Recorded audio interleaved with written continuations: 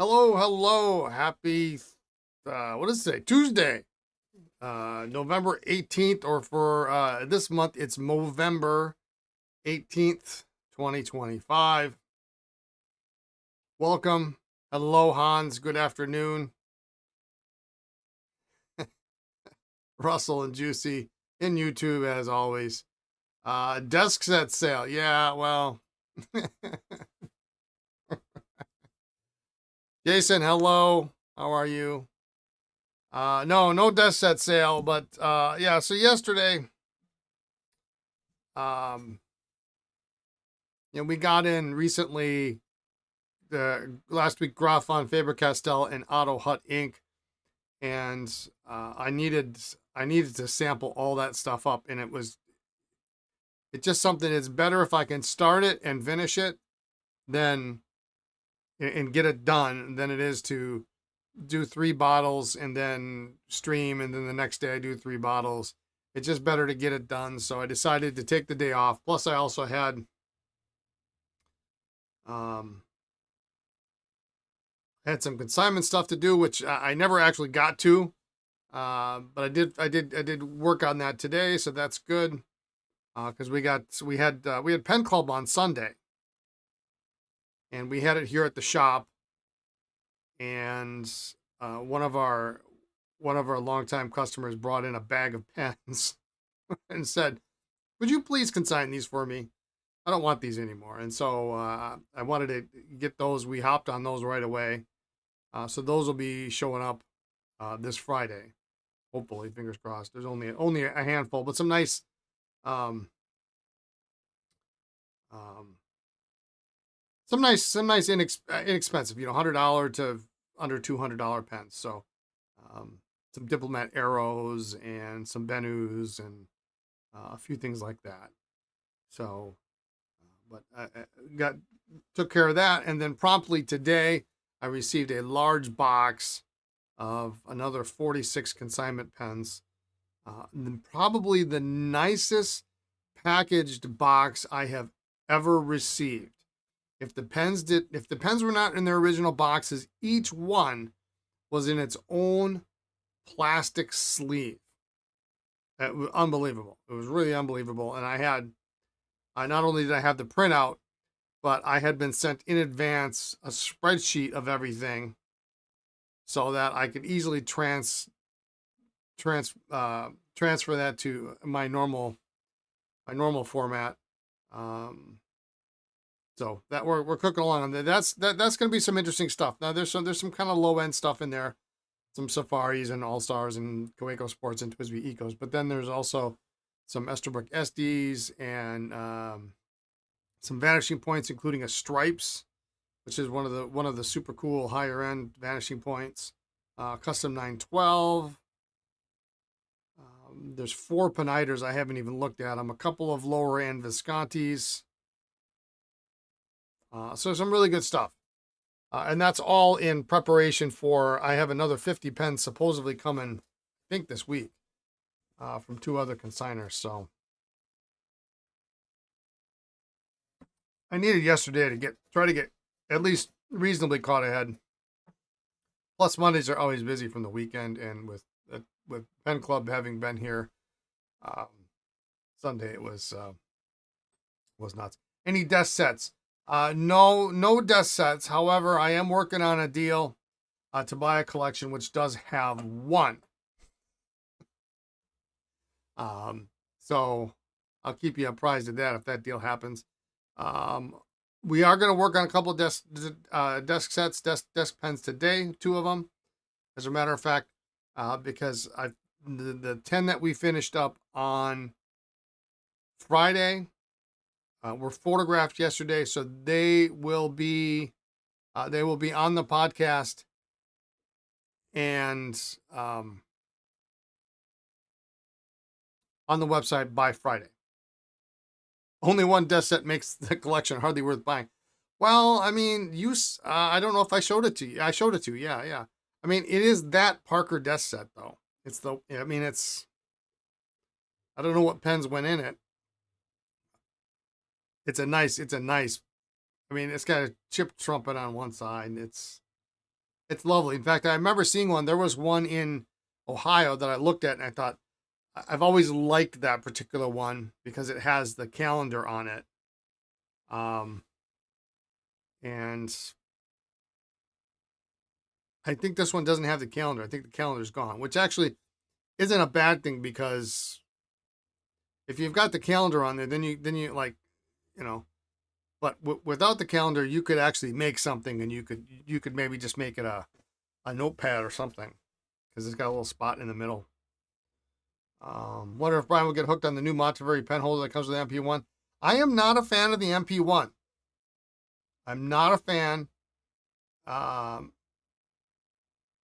We had those for a while, and they're just, there are better pens. There are better pens. I'd rather see people buy a TWSBI Eco. They're better made. I had some MP1s right out of the gate that were bad. Monteverdi took care of me. Of course, you got to deal with splay tines. The barrel is just such a cheap plastic, and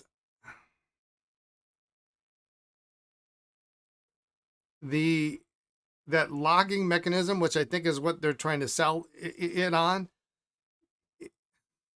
you can easily screw it up if you twist it the wrong way. And knowing how people are, you guys use it at a deep discount and you still regretted it? Yeah, I mean, I don't like how the cap fits on the barrel. I think it's way too tight. It's too easy to cross thread the plastic or screw up the plastic. In theory, it looks good. And the pictures that you get when they want you to order it are always really, they make it look better than it is. But when we got it, I was like, I was a little embarrassed to sell it. And I was even more embarrassed because I said, you know what? I think this is a good pen and I think it looks good. And I think people are going to want it. And it came in and I didn't like it. And then I'm like, well, we're screwed now because I got a bunch of them I got to sell.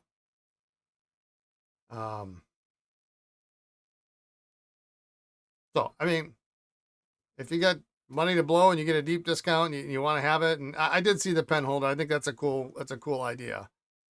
I'm not trying to be a Debbie Downer, but I was hoping for better.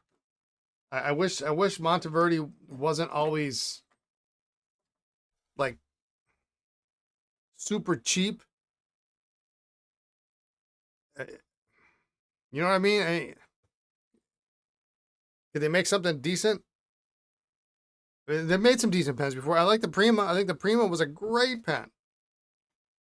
A great pen. I don't know if they still make it.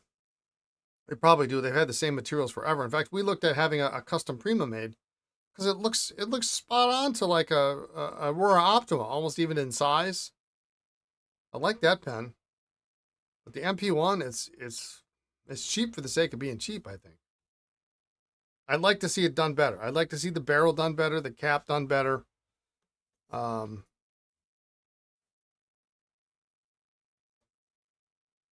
Their ink is nice in Pistons. Well, I mean, their ink is fine. It's just that I'd like to see them step it up a notch. Because, you go online and it's the same thing. You get, Monteverdi and Conklin and people are like, well, Conklin's like a half step up. And I get it. That's where they're pricing the pens, but why don't we make just a slightly nicer pen? There's margin in there. I know there is. Anyway, end of rant. Sorry, Russell. The MOBA's coming along nicely. Thanks, Gary.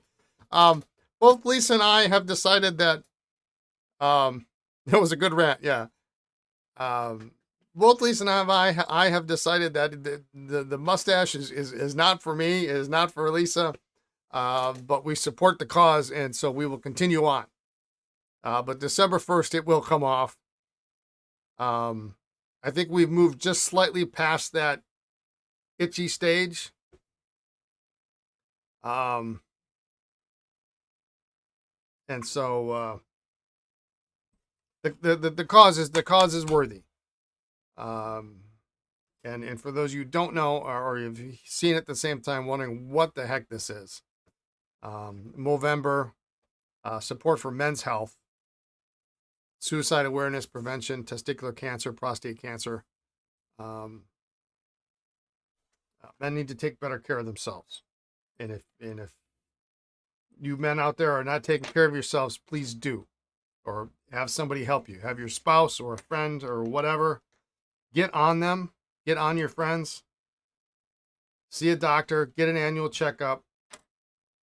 Have your colonoscopy after age of 45 or whatever it is. Just get it done and do it. All right. That's the end of rant number 2. You cannot disagree. Get a Twisby from Brian or Asby P36. Yeah. So I'm going to have some used Ecos coming up soon. I mean, you can't beat the price. I forget what they are. They're going to be $30. Tell your boss, your family, whoever, you got to take care of yourself. Absolutely. Absolutely. I do a terrible job of it. I always have. I've done a little bit better job the past year. Maybe go get a goatee. Yeah, I don't know. Making up for not having a daily rant yesterday. Too many more days, it's going to be a soup turner. Yeah. But yeah, you should annual physical. You know, if something's not going right, and you know, and what happens, I think a lot is you get a friend who has a problem, and then all of a sudden you go, well, crap, I really ought to, and then you don't. And last year I had a friend who had some test results that didn't come back quite right. He's fine, but they're on him like regularly. And I said, you know what? There's no excuse for this. Go to the doctor, get stuff checked up. At least you know. What do we got today? So today, I think that's it for. So keep your eyes peeled. Probably. Gosh, it's Tuesday already. Maybe tomorrow or Thursday, probably you'll start seeing new stuff popping up on the website. The desk sets are coming first. There's 10 of them. They're very nice. Esterbrook colored 8 balls, which you don't see as often. Some of the telephone dialers, which is this guy right here, which is the slim version. So if you have and we're going to work on this one today. You have limited space on your desk for the 8 ball, and the 8 ball is not that big, but if you want something a little bit more trim, we've got a couple of what they call the telephone dialers. It's an unofficial name for it. In colors, some of them I put new, real thick felt and bases on them so that they're not gonna harm your desk. So keep an eye out for those. Let's take a look at what we got here on the bench today. All right. So we got a couple things going. I picked out a bunch of pens to work on. This pen came in the mail. So we're going to take care of this. It's a lever filler. It's a Majestic. Really, really funky plastic. If I can hold this up here.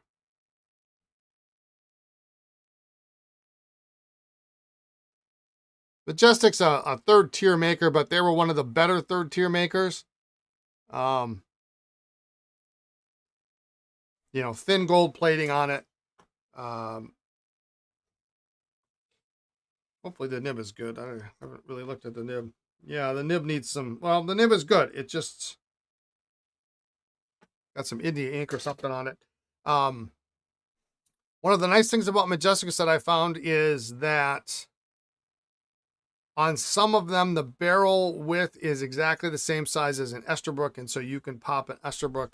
Like on this one, you probably is about the same size as an LJ or an SJ. You could use an Esterbrook section, and then you could put Esterbrook nibs in it.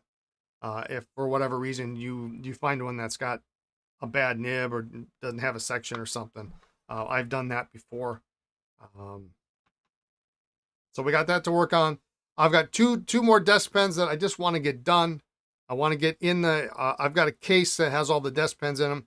The first one is this Moire Parker Lucky Curve yellow moire taper, really nice, which has this lovely little base here, which is brass, and it's got the Parker logo on it. I gotta clean that up, so we'll clean that up. And then I found today, as I was organizing things, I try to organize a little bit every day or so. I found another telephone dialer, so we'll clean this up. And I didn't have any really, I didn't really have any fun pens to throw in there that made sense. So we're just gonna put a regular black Model W. So we're gonna do those. These right here under request from Her Majesty. I'm going to clean these. We got a bunch of Pilot Customs. What are these? These are the custom heritage in the cool marble colors, and then a VP, and then a Sailor. So I got to clean those up, and when we're done with that, then I've got a tray of nice Sheaffers, full-size, oversized flat tops, balances, and we're gonna start in on those. So enough talking. Let's get cooking on this guy. And I did clean off my bench a little bit in preparation for Pen Club on Sunday, so it is modestly cleaner. Although for some reason, I've got another desk set lying around here. When you use the lathe to make a custom pen for the 8-ball holder. Ever see a Parker Aspergillum? I don't know. You have a link?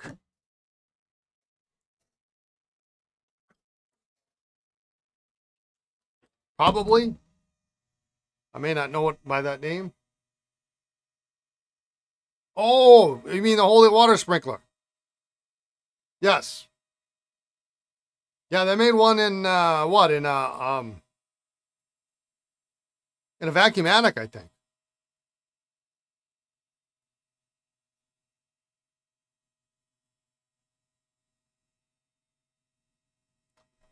I had one once that was maybe the coolest holy water sprinkler of all time. I regret selling it. Let me see if I can remember what it was. It was hard rubber. It was oversized. And it was...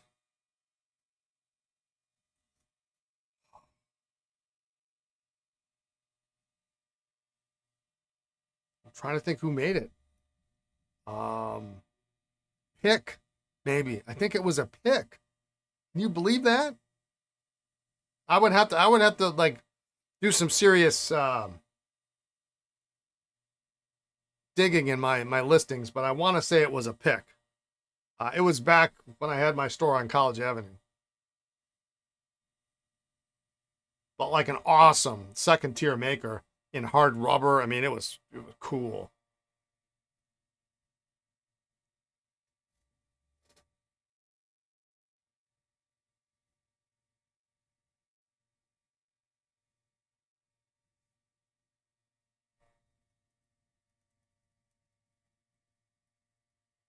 Well, this guy's tight. I might just have to soak it first.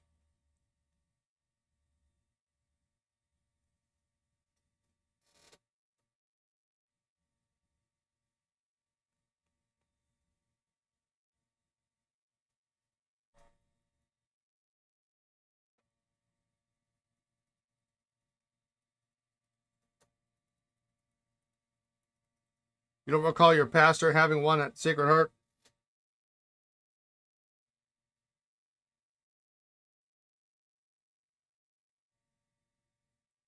All right. So that's a little tough. I think what I'm going to do is we're going to soak it first. There's quite a bit of ink in here, and maybe we'll get lucky and we can...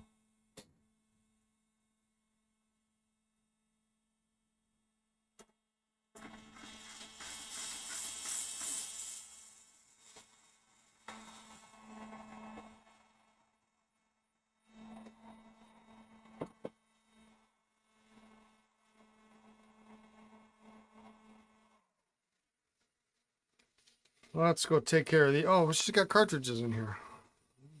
I don't know if she wants to reuse those or not, but...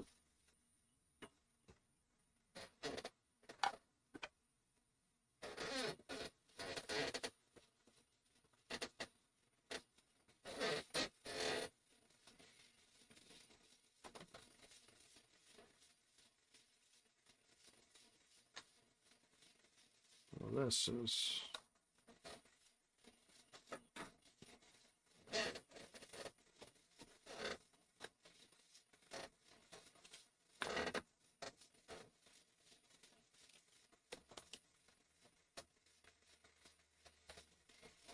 These are all the exact same nib, so I'm not going to worry about which one went in which pen.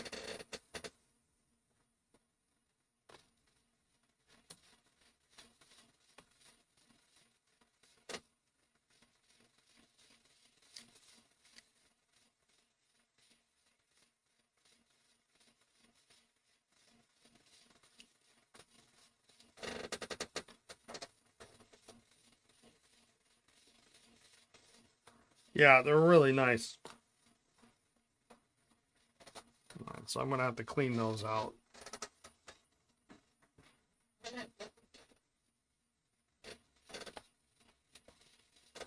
How's it going, Indy?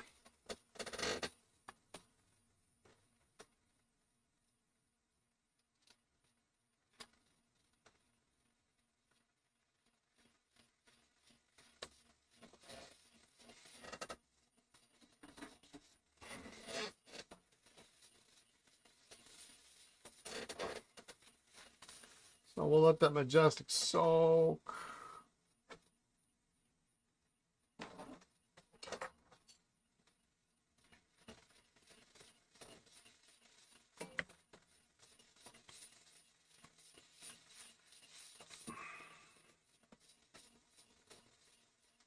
You might want to use that one up. I don't know.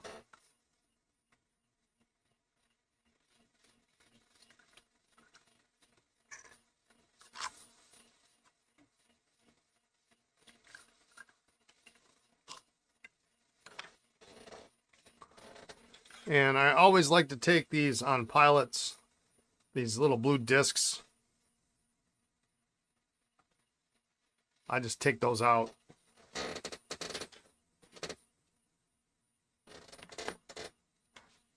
You don't need them in there.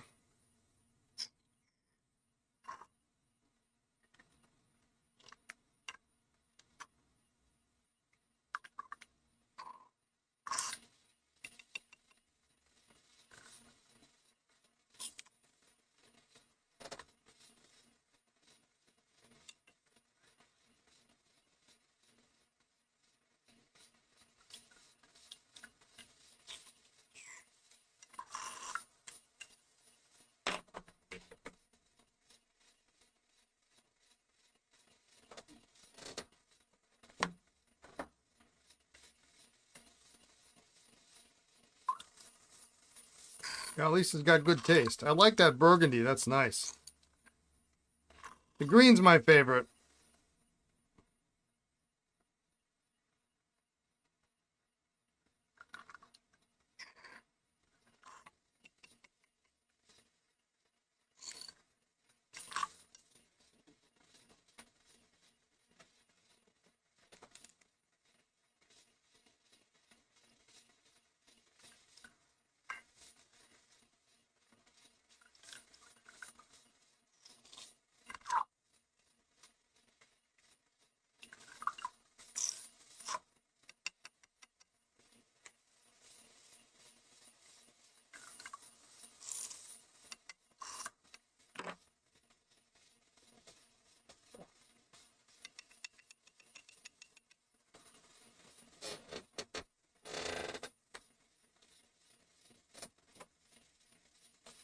These are probably just stock. Well, this one's not, but I bet those are stock pilot cartridges.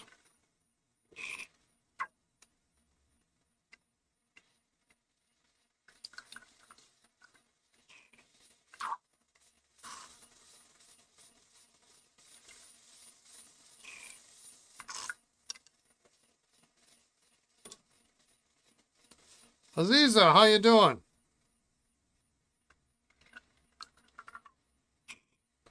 Yeah, I think we're missing one color. We're missing the black, which really wasn't a very good color. But in other words, it's the full color. The SE, that's what they're. The Heritage SE or the VP SE.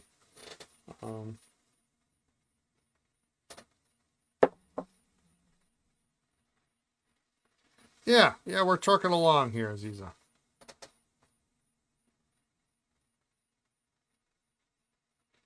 It's Clean Lisa's Pen Day.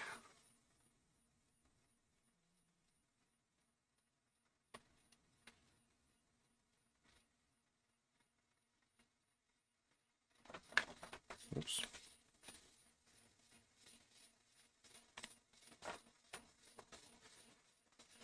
She actually asked me to do this on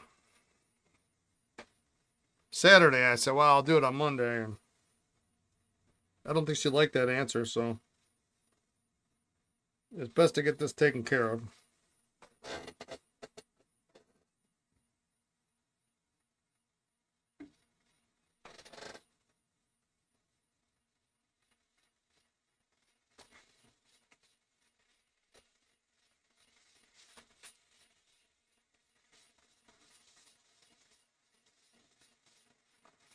Give that a little bit of grease.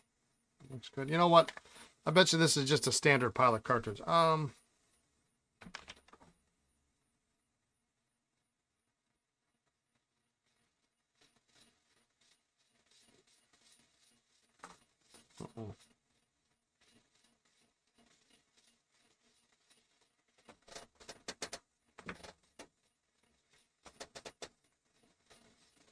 Maybe she'll want to use that.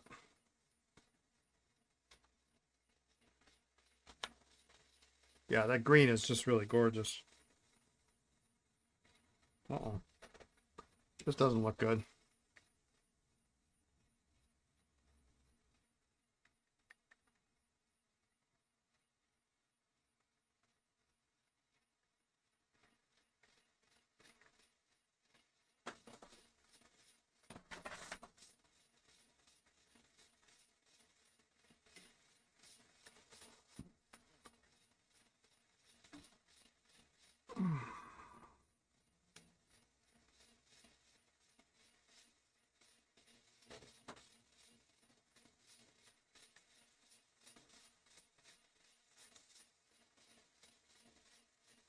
Cool. That one's good.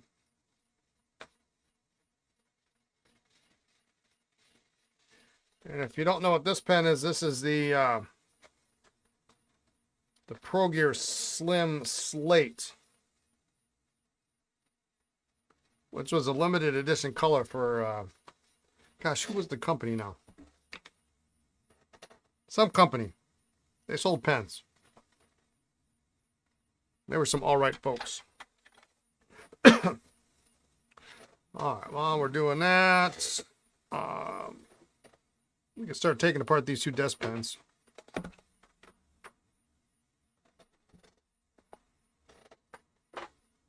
We did have, I should show you this. I should show this to you. I did have one of the pen club members give us a gift. It was pretty funny. Hang on, let me go. It's around. Oh, here. Gave us a gift. He wrapped it, and so I waited till Lisa was on the phone and she came back and it was before Pen Club started. He said, "Well, I got a gift for you, for your new shop," and he framed a vintage advertisement.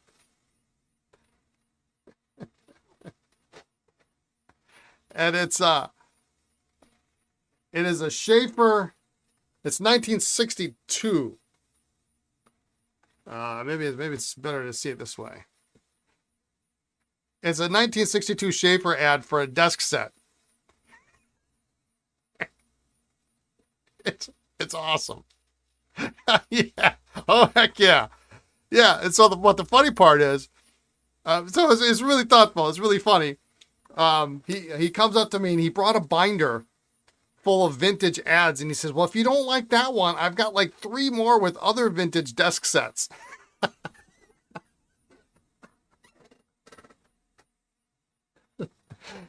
So yeah, I was like, no, no, no, this one's great. This one's great. That was funny. At least she just rolled her eyes. I'm like, okay.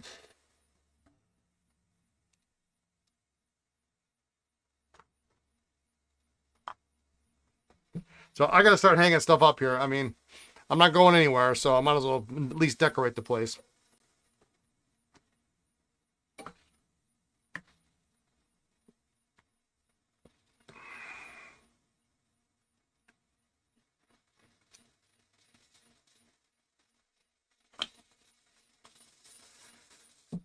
The irony of this pen is I have one similar to it, but I actually need a nib.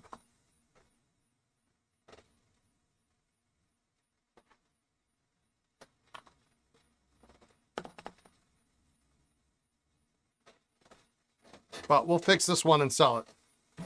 I'll get another nib at another date.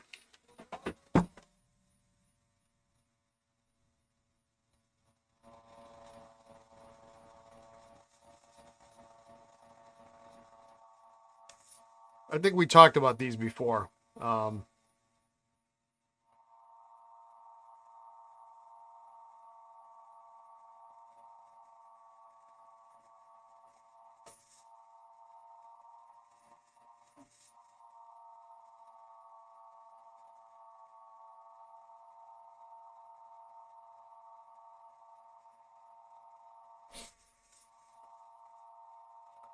They also came with really, really cool desk bases. And I've got some other framed pieces that I had a collector send me.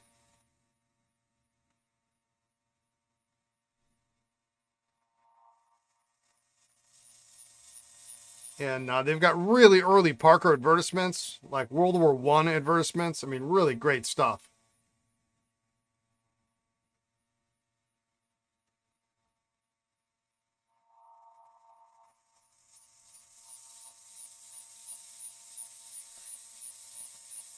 In fact, I'm looking at them out of the corner of my eye.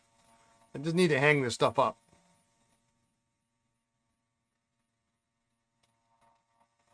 Oh, my daughter just texted me. Better take care of that.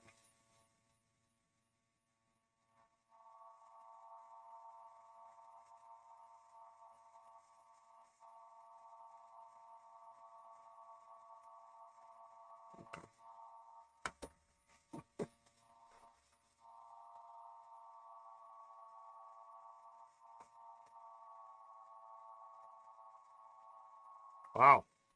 This is stuck section day. I bet the Esterbrook will open.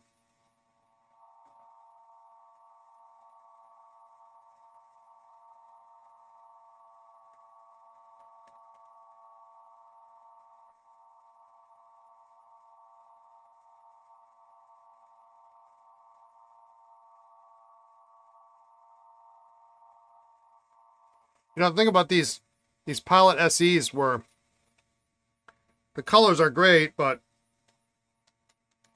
oh man, they're just so expensive.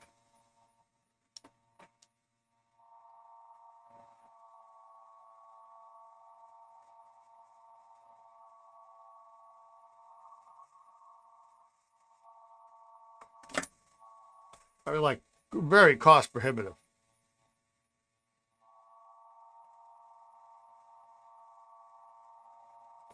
And the Heritage uses a number 5 nib. It would, if it was a number 10 nib, you go, okay, I could do that.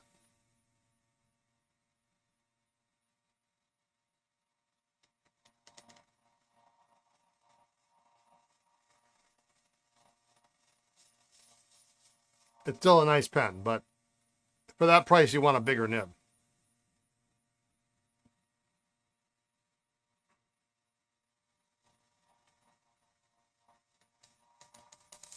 Boy, oh boy.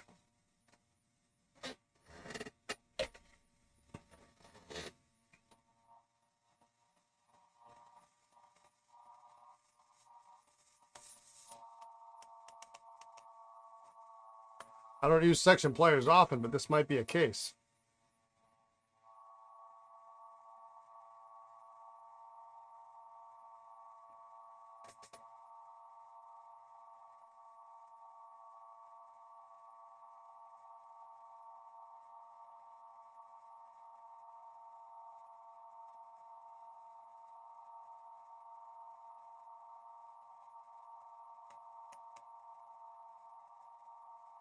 And I don't really put a lot of force on it. I just use it to get a little better grip.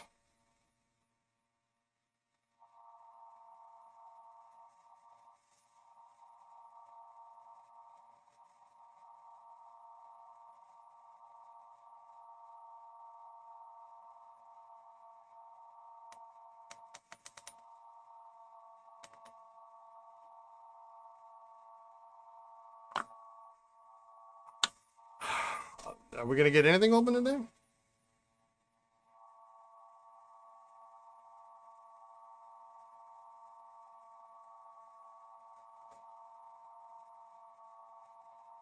Oh, come on.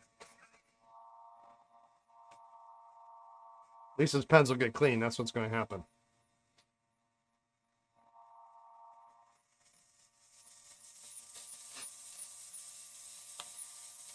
There we go.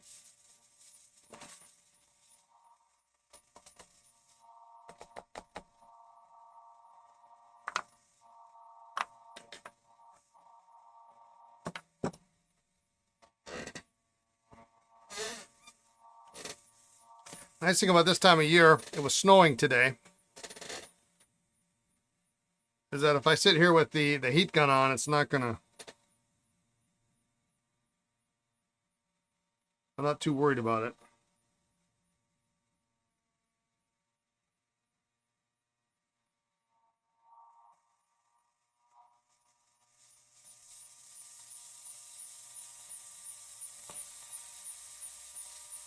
All right, that came open. Let's put this guy in the soaker.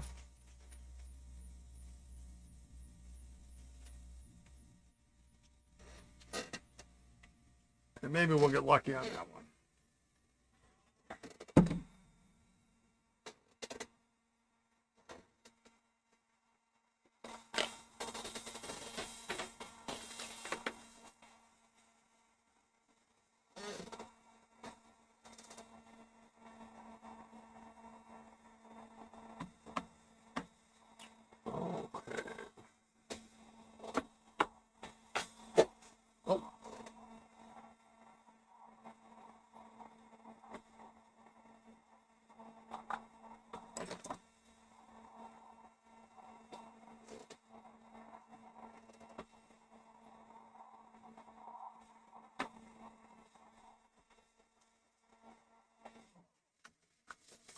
Let's see how these are. Someone super glue them close? No, I don't think so.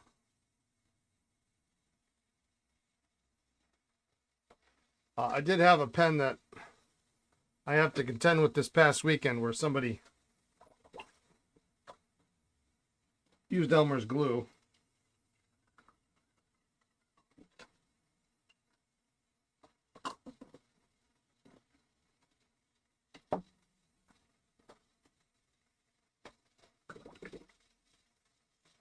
So that's kind of fun.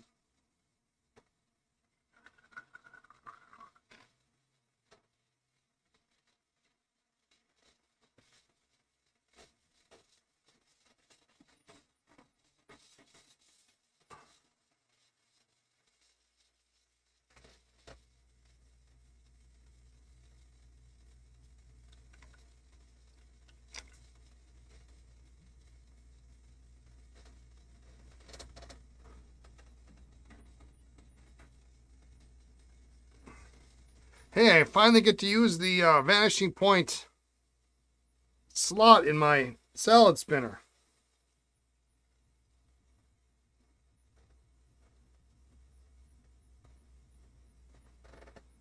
You use section pliers for the first time and way more heat than I cared to use on a Waterman's Starlet. Ended up with a tiny crack in the barrel opening.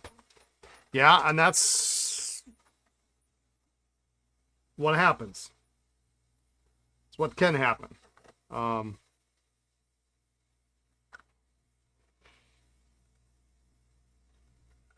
I used to sell section pliers, and I don't sell them anymore.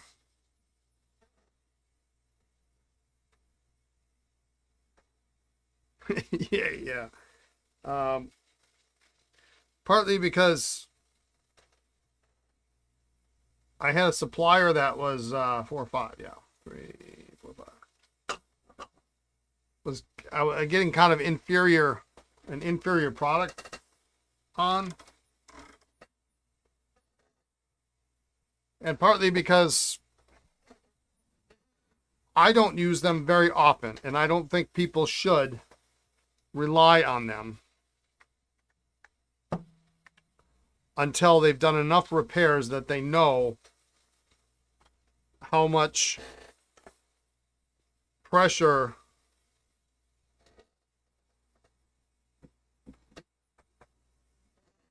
you need to open pens.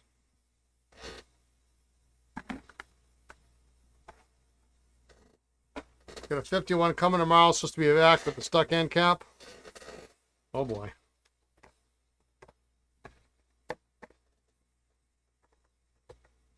Well, look at that. That's really nice, actually. I mean, of course it is, but...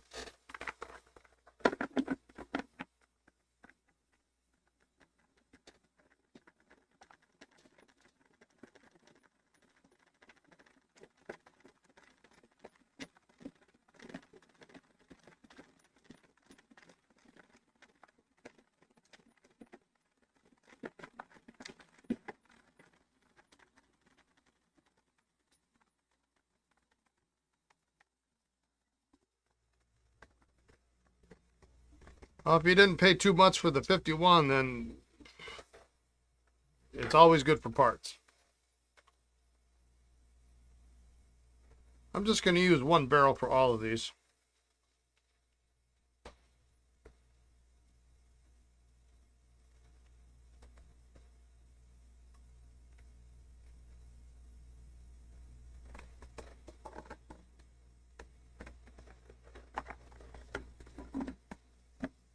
Cheap enough, yeah.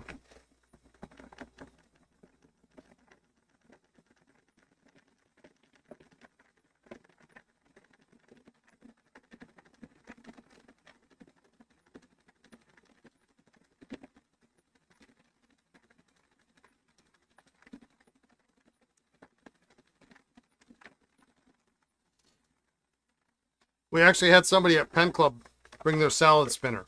I don't know why, but they brought a salad spinner yesterday.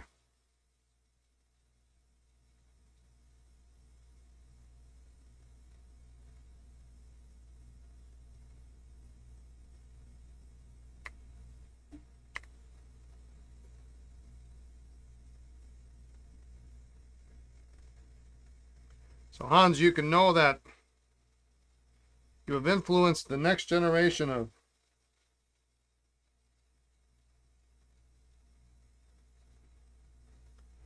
salad spinners here in Wisconsin.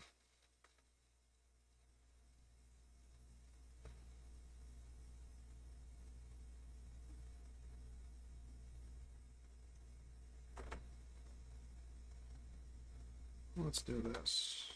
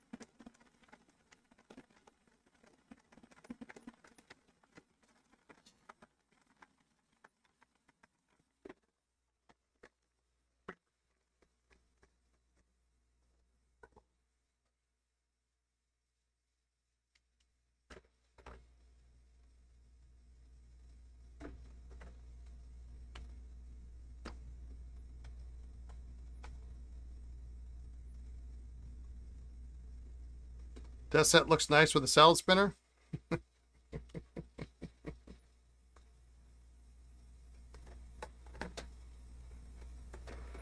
Well, so Hans, Lisa and I have talked at length over the last couple of days about your suggestion, which, as you may recall I mentioned we had just spoken about the other day, and we are definitely going to,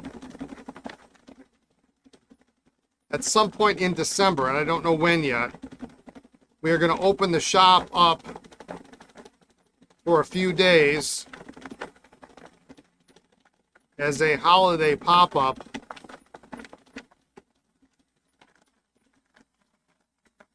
to the public, and we'll have all sorts of things here,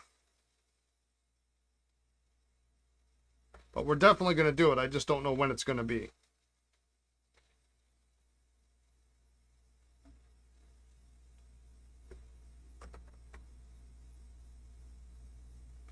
Especially if I can procure that collection we were talking about. Which it looks like it's 80% chance it's going to happen. 85% chance.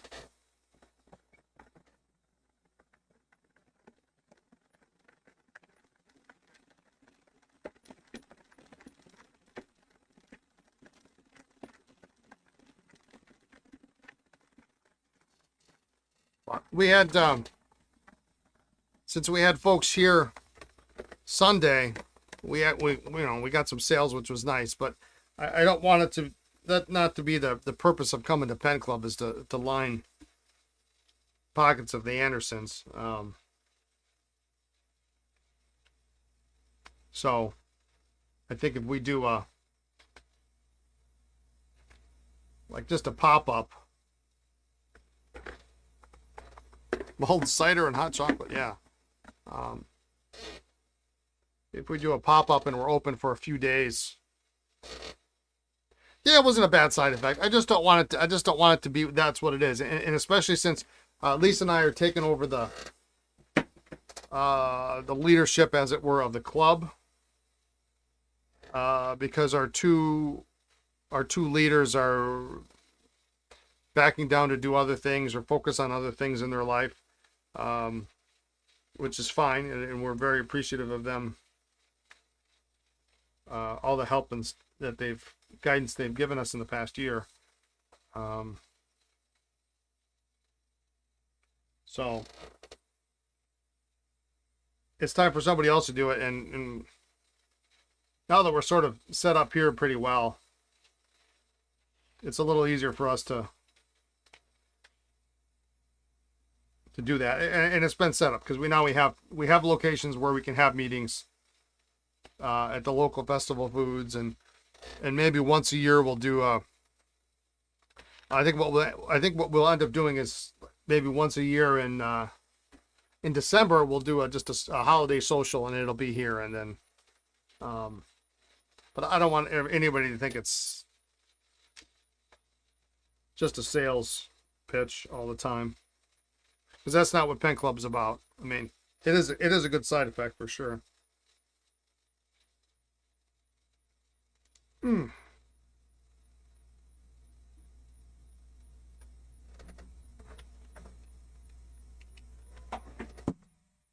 But as soon as we come up with some dates, when it's going to be, I'll definitely let anybody know.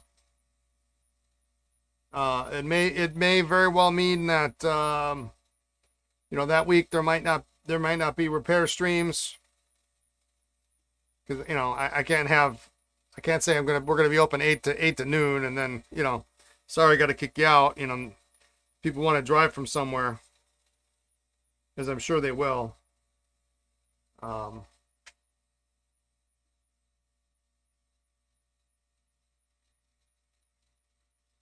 gotta be open enough hours, so that week may be light on repairs, or I may do them and just not stream.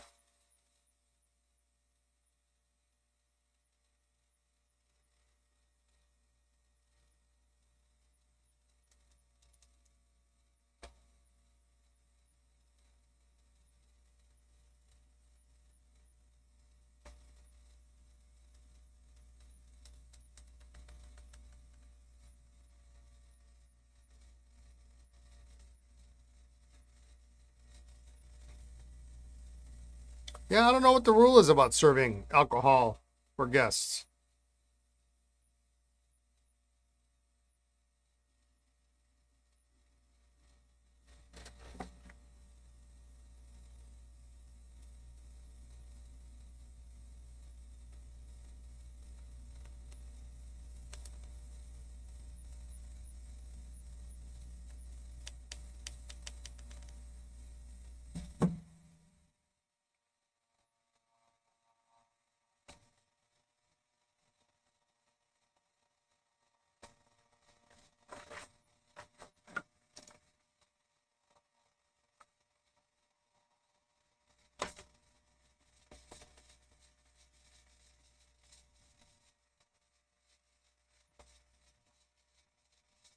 I guess as an owner, I can drink beer, right?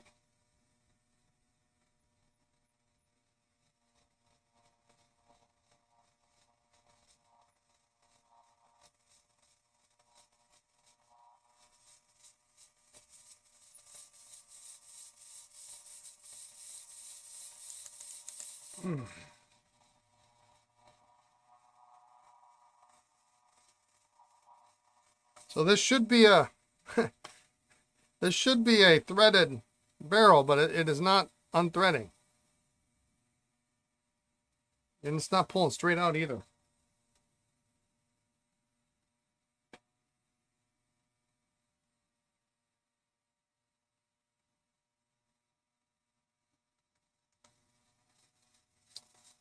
Which is too bad because I really want to.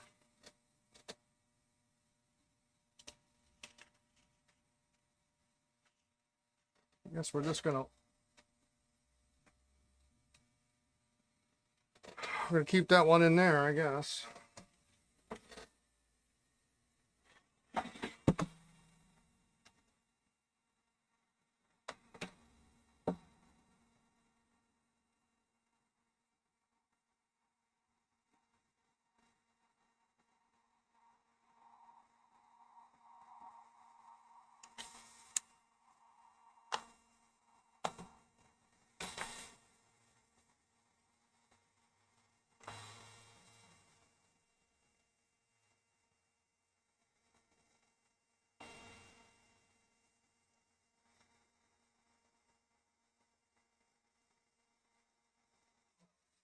We plan to have a bunch of stuff that's inexpensive. It's too inexpensive actually to list on the website. There comes a point where the dollar amount is too low that the time it costs to get a product photographed and edited and listed is greater than the revenue from it. So, which is where, you know, in the past we've had a like what we call a sale table, and it's just, you know, it's a lot of low dollar stuff. There's always some good finds in there.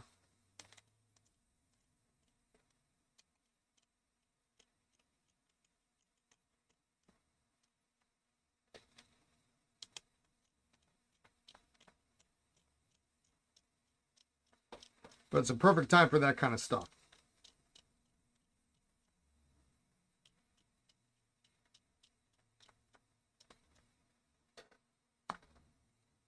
All right, so that end is going to go in there.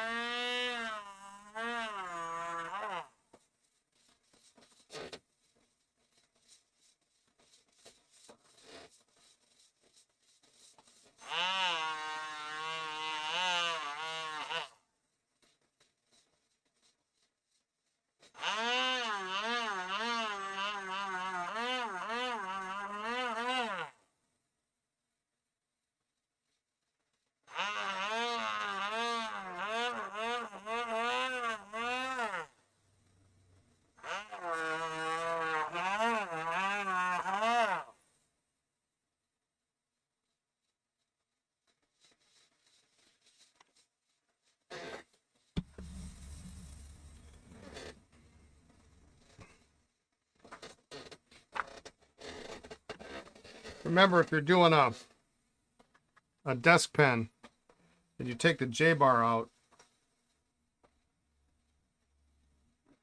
you gotta screw the taper on before you put the J-bar in.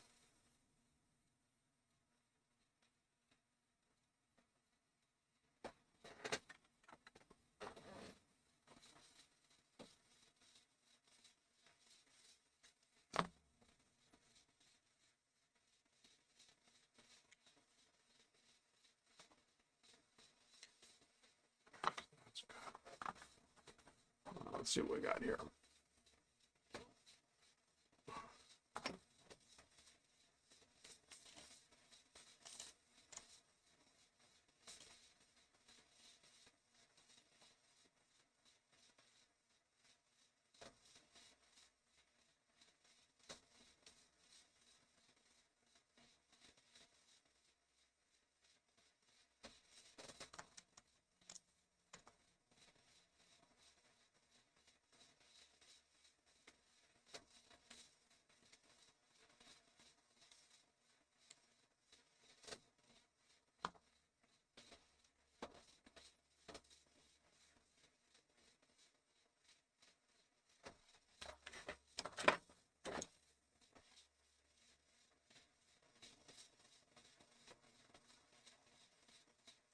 So I'm going to drop this back in the ultrasonic because it's got, but I'm going to try to get this.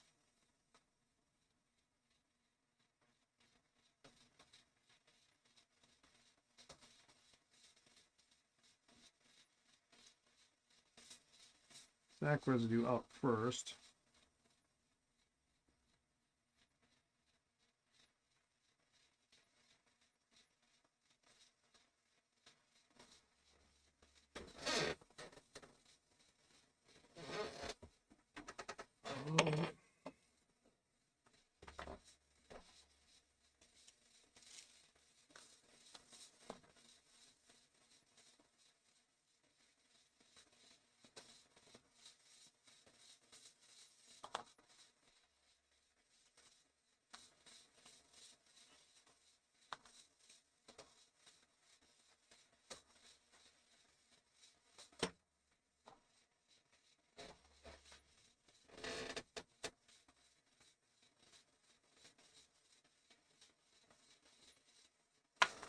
So the bar is bad.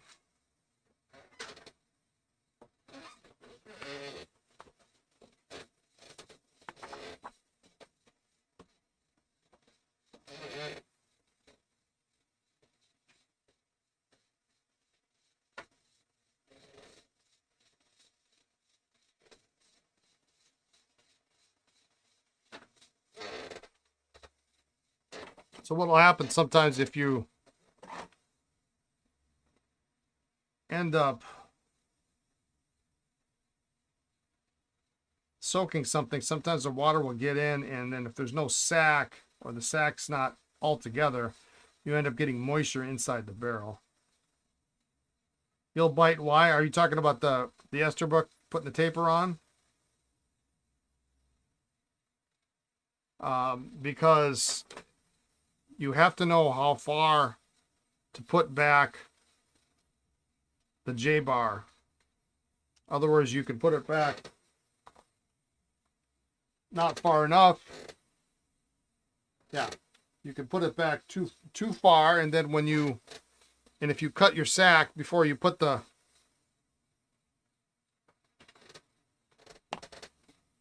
taper back on, then you'll cut your sack too long. If you don't push it far enough back, then you'll cut your sack too short, and the lever won't operate like it's supposed to.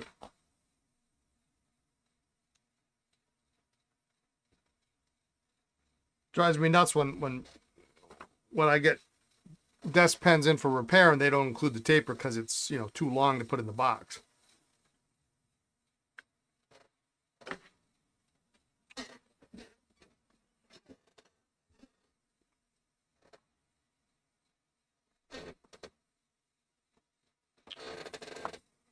All right, so that bar is cooked.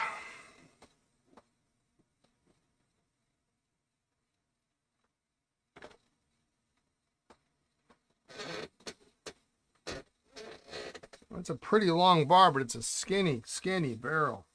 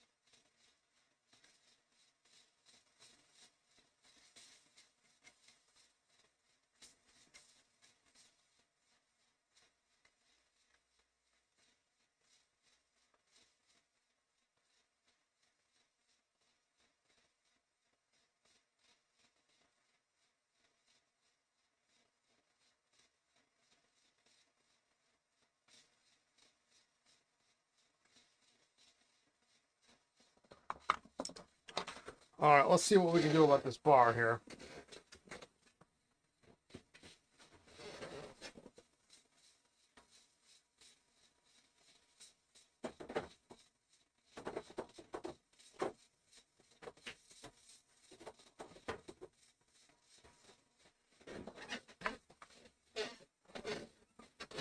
Happy Tuesday. Got your order yesterday. I want to say thank you to Brian. My daughter loves the Safari, and the Parker 45 is wonderful. Wrapping the pens in ruled paper was a good touch and will be used. I'm glad you like it. The ruled paper, actually, believe it or not, probably not great for fountain pens, but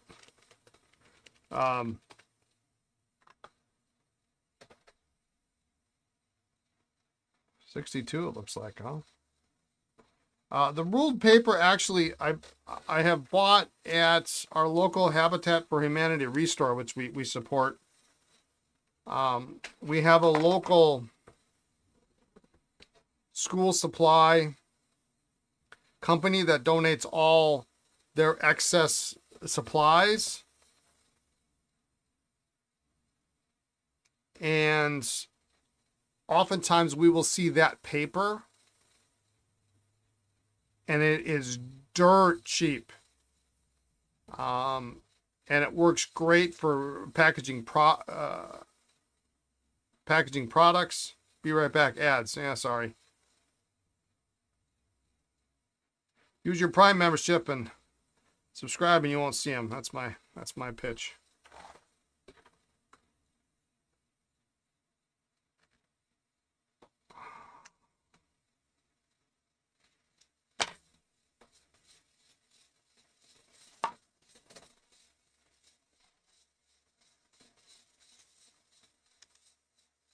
There we go. I think that's good.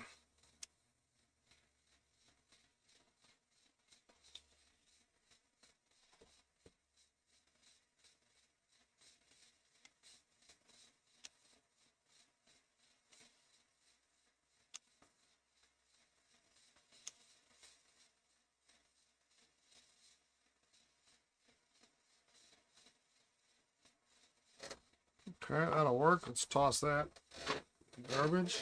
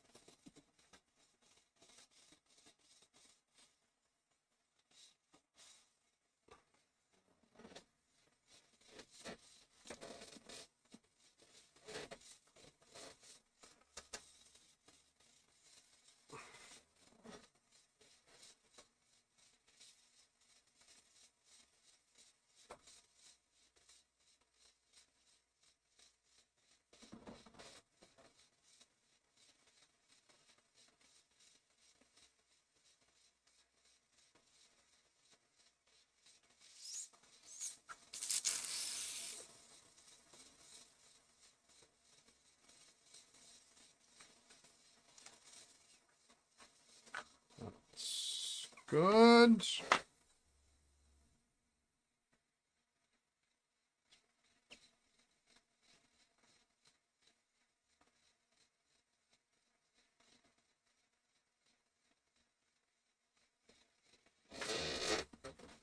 Actually, in the process of discovering I had this base, I found a couple other bases that I think I can put. Have pens for, so I'll have to double check that later. But yeah, that paper, the paper that I use is paper used for school kids for lettering practice. There's a couple different kinds. She used a paper for her schoolwork today. All right, well, you know, that works. If I think of it next time, I'll throw on a couple extra pieces for you. But we get it real cheap, and it's, you know, I got to use something to pack product, and that is really pretty good. And it's ironic that it's, you know, lettering paper.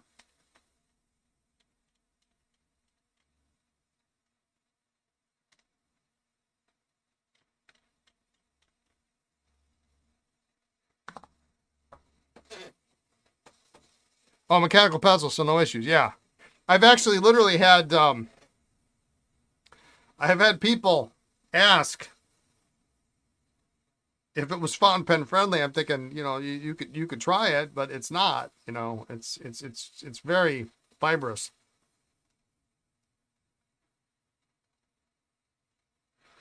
I think I'm gonna knock this out. It just seems a little bit.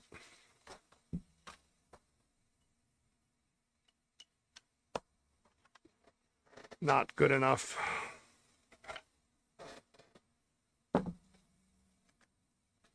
So I've got I won't say I got a lifetime supply, but I got a couple shelves full of that paper. But they, every once in a while, they have it at the local Habitat for Humanity Restore, and it's something like, I want to say it's like 50 cents a ream. It is just super cheap. You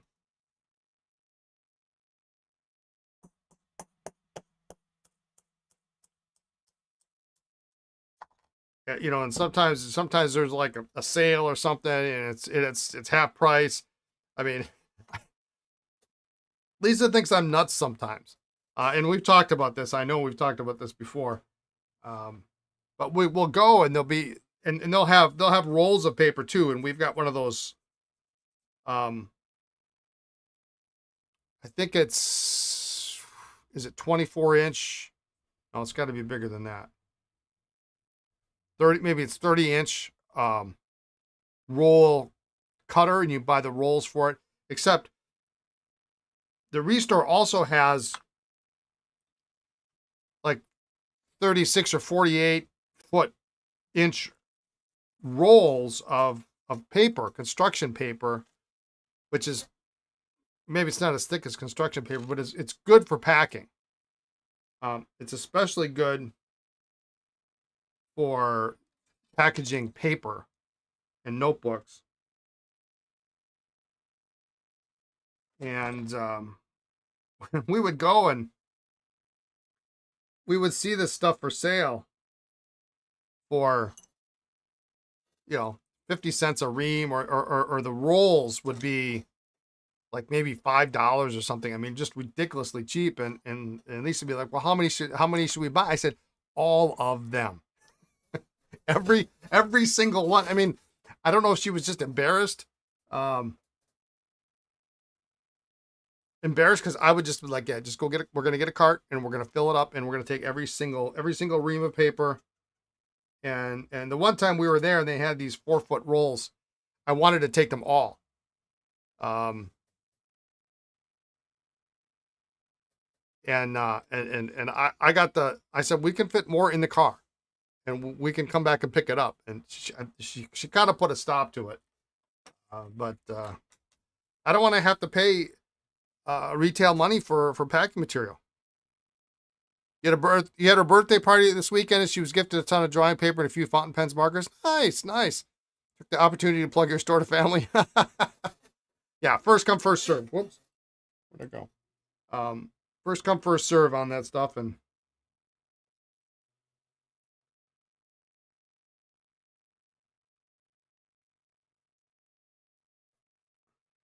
you know, now you got it, and you don't have to worry about it. You can put it in a closet. She's like, well, we probably have enough. No, we don't. At 50 cents a ream, you buy it all.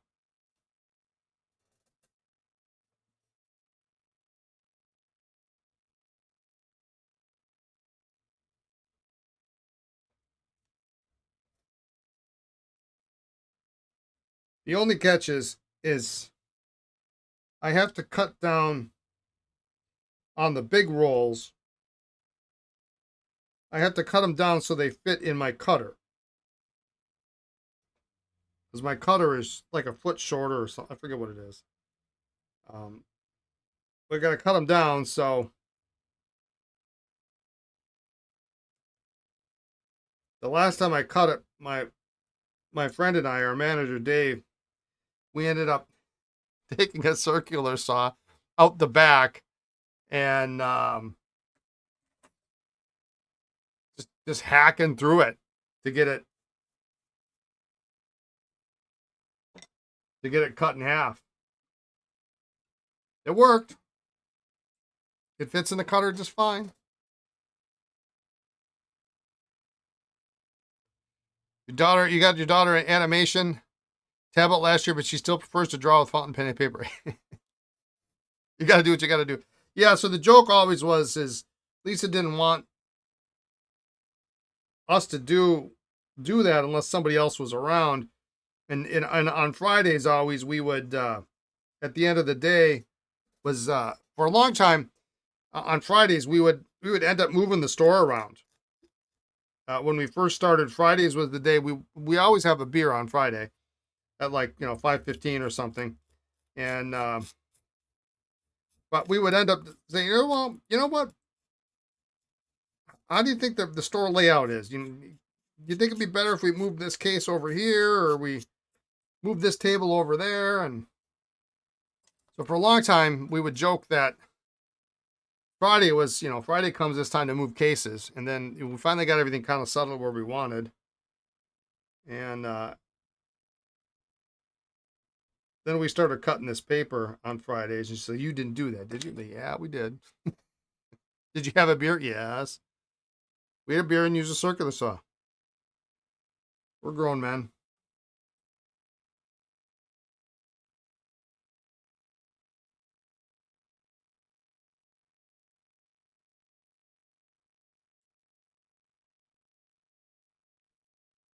Feed channel's a little rough, but I think it's clean now.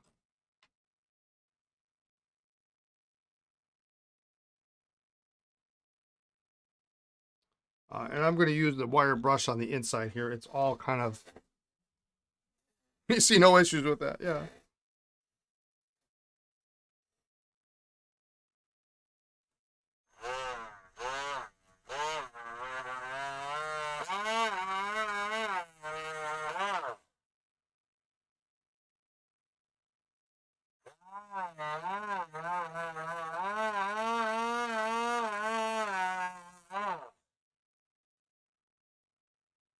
There's a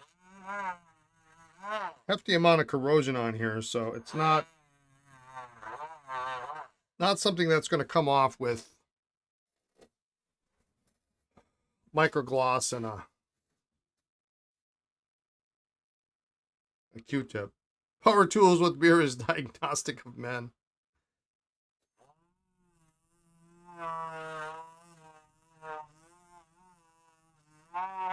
It is harder than you think to saw through a big tube of paper. We couldn't believe how difficult it was.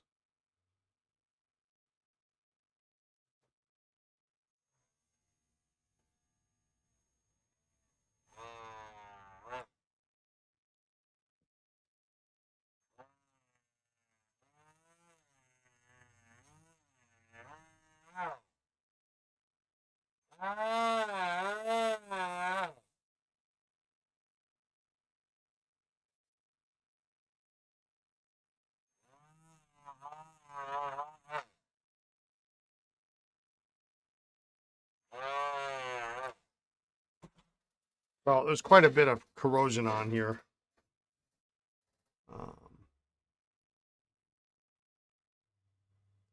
But we do the best we can.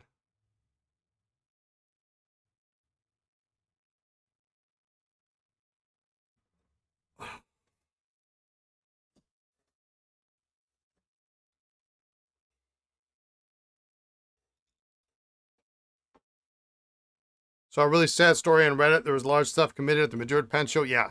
200 pen stolen. Yeah. That's just, you know, you hear stories of a pen or two stolen, or, you know, a few more than that. We had 14 stolen one year at one time,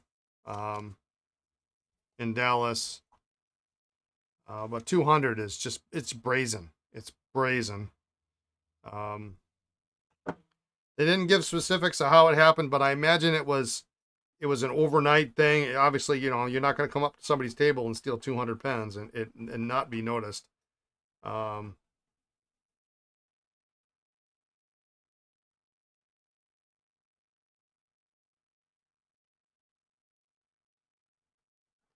was a theft in Dallas a number of years back.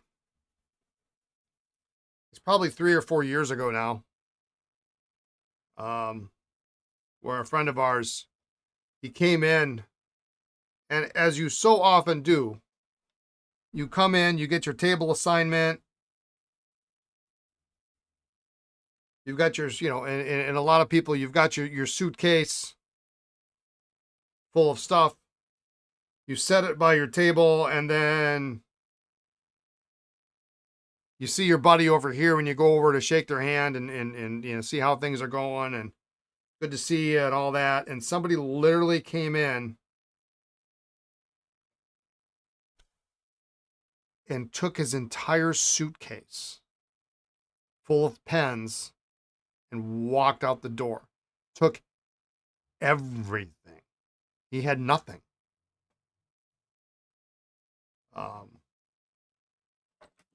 It was nuts. And never found out what happened to it. Never caught the thief. You know, and if you're in a hotel with the suitcase, who's gonna think twice about that?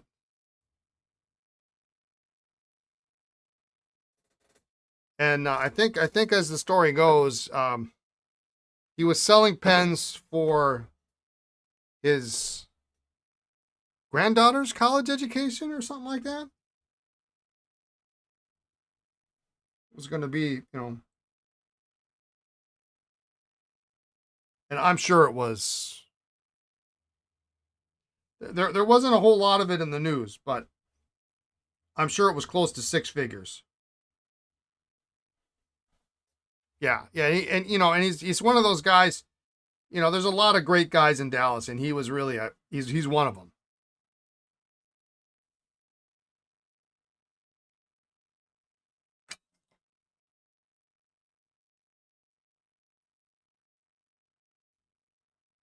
You know, you know, I I I don't know, what do you say? You know,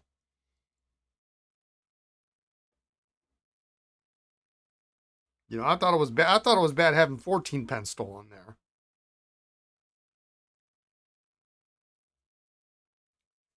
Um, or two stolen in Long Island one year, but the whole table basically.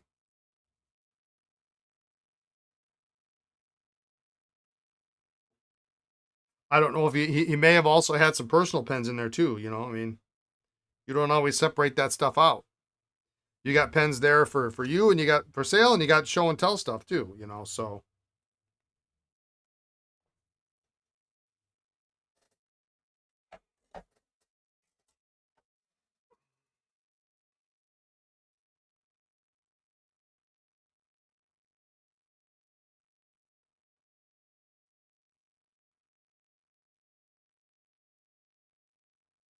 All right, well, that looks a lot better. The messed up thing is pen shows are supposed to be where friends and like-minded people come together. Yeah, yeah.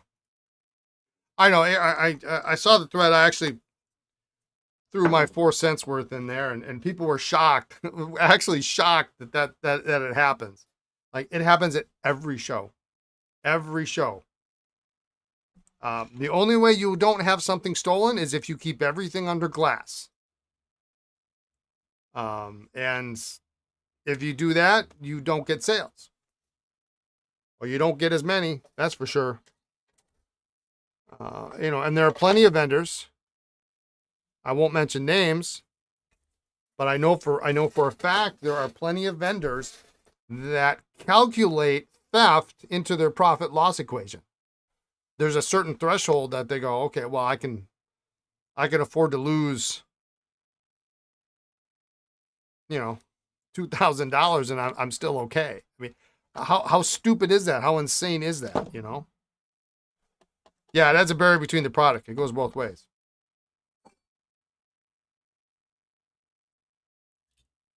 Because inevitably you've got something that's not very expensive under glass. I mean, how the hell are you supposed to sell it?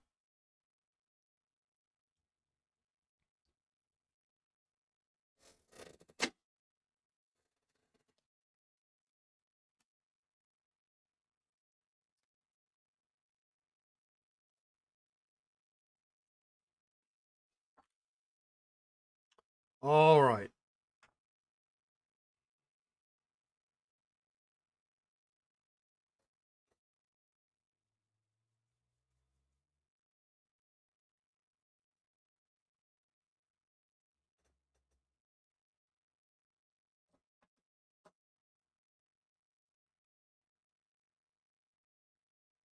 I do miss the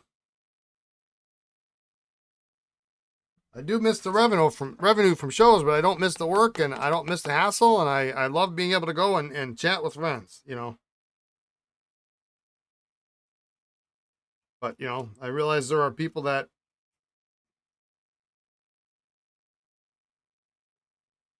they gotta sell. The biggest supermarket chain in UK now loses more than it makes. That's terrible.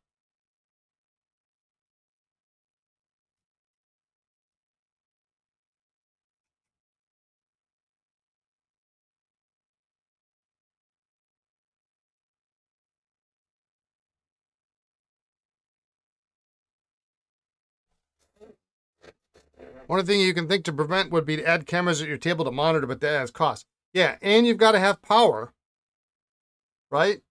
So, or you got to have a whole lot of charge if it's not a power adapter. But you can be in that room for 10 hours.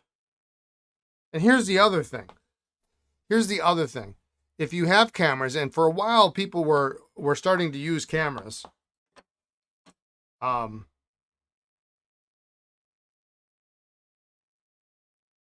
what are you going to do? You're going to stop selling so that you can roll back the tape, so to speak, so you can see who took it, but they're no longer in the room, right? They left. They took your stuff, and all it's a dude in a black jacket.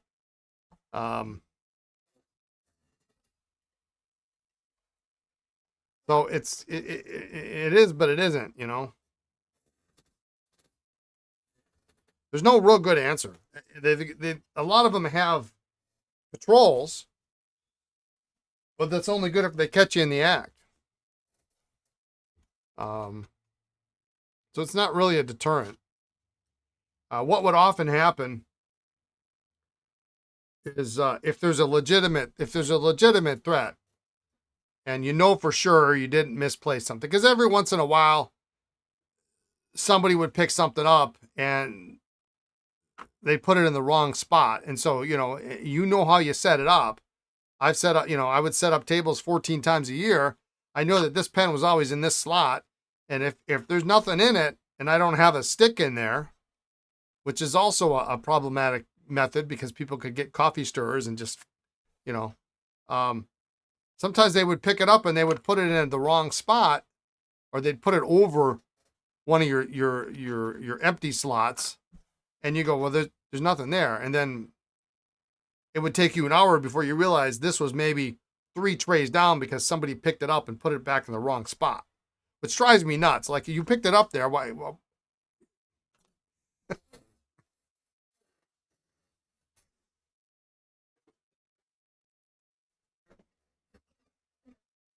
But we used to use coffee stirrers. We thought, well, that'd be great because they'll fit in the slot real nice. And then, you look and you go, okay, well, we sold, 10 pens or 10 coffee stirrers or whatever. But then we realized all it would take is for a thief to go to the lobby where there's coffee because they have coffee for the vendors, grab a coffee stick, a stir, pick the pen up, put a coffee stirrer in the slot, and boom, you're done. So we kind of had to customize it so that we knew it wasn't just a generic coffee.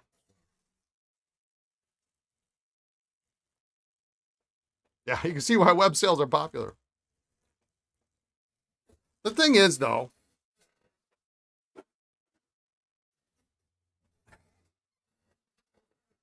you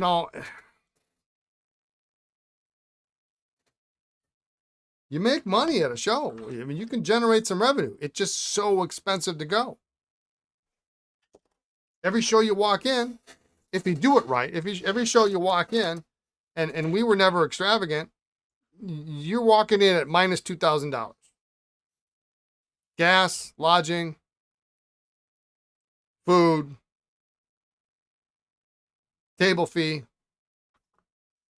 You're $2,000 behind before you start.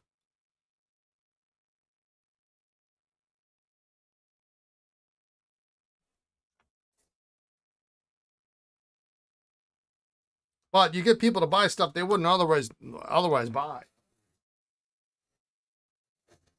You sell ballpoints to the non-collecting spouse, rollerballs.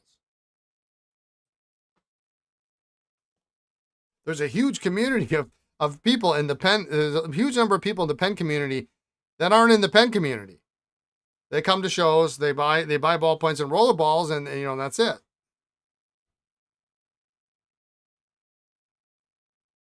You've spent more on food at pen shows than on pens?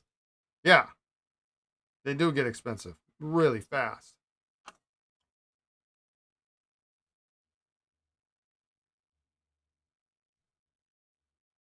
Temptation cost. Well, and then there's also the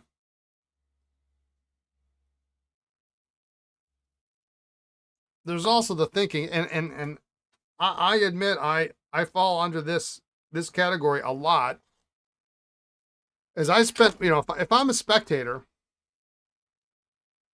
if I get the weekend pass, the trader pass, and I go to the show, I'm going to buy something.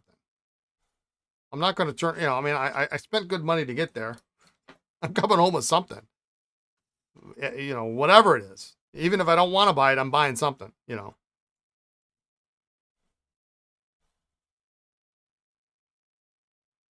See why I'm more of a buyer spectator now? Yeah. I don't know if I still have the sheets, but we used to do sheets. We call it doing the sheets, and we would divide our sales up so that we knew into categories, so we knew what was worth bringing per se. Yeah, hopefully get some good deals to recoup some of the cost. Yeah. So we would take a full inventory before we left, and we would take an inventory when we get home and subtract it, and that's what we sold. So if I brought 4 bottles of Waterman Black and I came home with 2, then I knew I sold 2, right? And so, at the very first show, we'd be like, Waterman Black, 1 bottle, $13, forget it. So what we ended up doing is we divided into categories. So there were pens, there was ink, there was paper, what we called leather or storage, pen cases. And then I think there was maybe accessories or something. We had 4 or 5 categories. I can't remember what they all were. It evolved over time so that we knew we go to a show and we made X amount and 30% of it was ink and 40% of it was pens, and we only sold 5% in pen cases. So maybe we don't need to bring pen cases because it's only consistently 5%. So then we'd say, okay, somebody come up with 2 bottles of ink, a pen case, 3 notebooks, you just add it up and you go, okay, it's $25 in ink, it's $30 in paper, and it's, you know, whatever. And that's what you write down. And then I add all that up, cross tabulate it. And you look at the numbers at the end of the year, you go, holy moly. Never paid that much in my life at any job. You know, but the expenses aren't on those sheets. You know, and a 26-hour drive to San Francisco from Wisconsin is not cheap. Older you get, the less you can do it in one trip. First time we went to LA, I never forget it. I think we did it in 22 hours nonstop. Just kept trading off. Lisa'd sleep, I'd drive. I'd drive for a few hours. Then I'd need to sleep. She'd drive.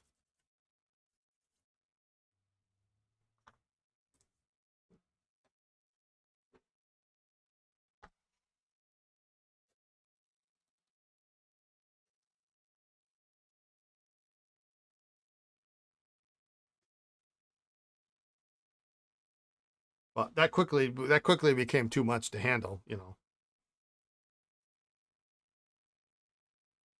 So any trip over 12, 15 hours, you plan an extra day and you plan an extra overnight in both sides. So that now you got 2 more hotel stays.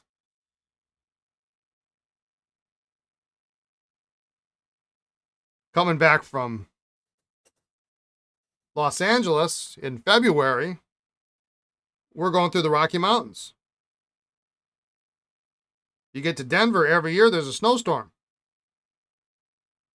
The last year we went, and this is one of the like probably 5 reasons we decided we were done, is the last year the snow was so bad we had to stop and spend an extra 2 nights. It took us 3 or 4 nights to get home. It was ridiculous because one day I don't think we drove 200 miles.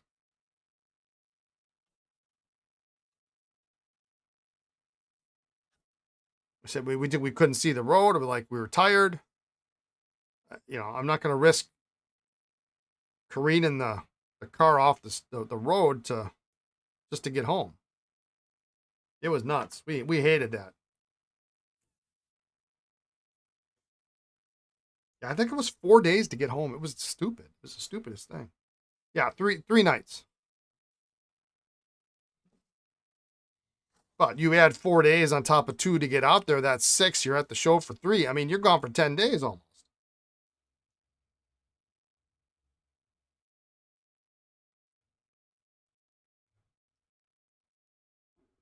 And you get people say, "Oh, well, that, you know, you travel the country. That must be so. You must see so many cool things." I'm like, you know what? I see the inside of a hotel. That's what I see. You know.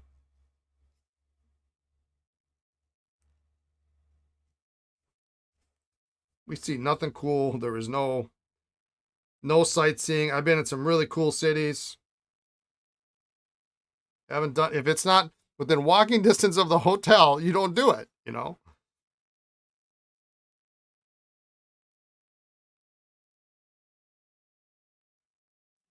It just doesn't happen. All right, those 2 are good. We're gonna let that Lucky Curve soak. I'm really disappointed that it didn't come open because I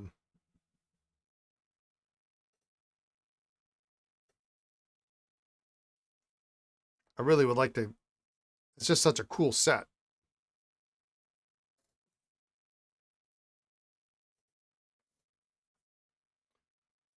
Oh, you know what we could do?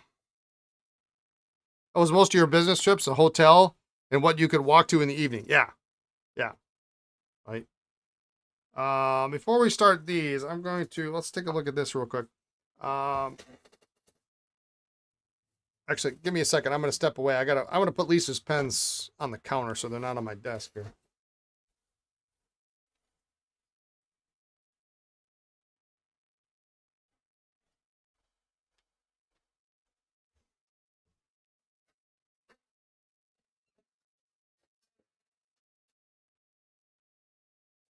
So the 21 is still a problem. I still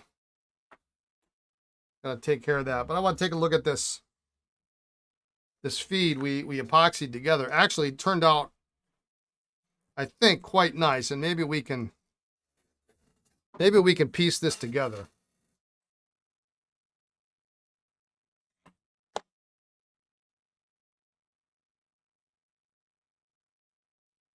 So I need a little work on it yet.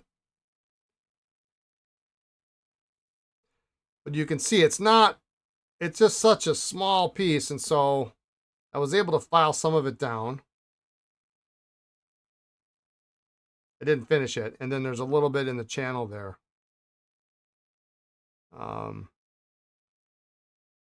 But until I can make another one, I mean, find another one, it's really, really thin. So I'm gonna take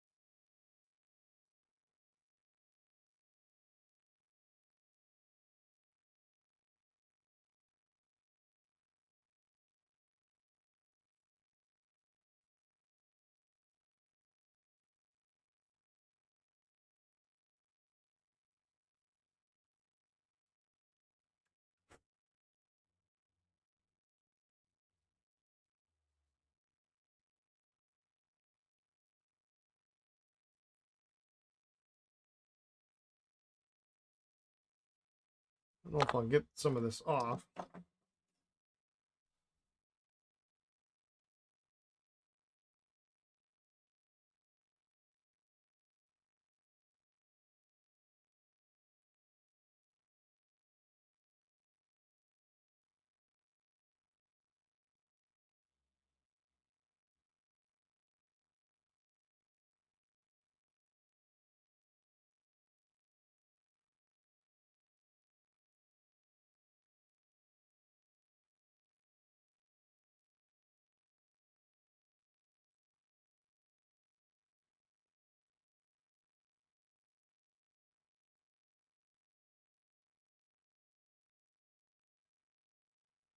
I can kind of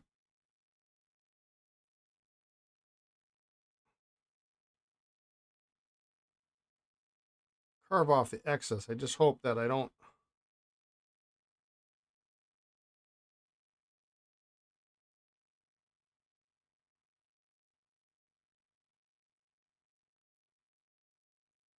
not what's holding it together, you know. We're gonna find out though.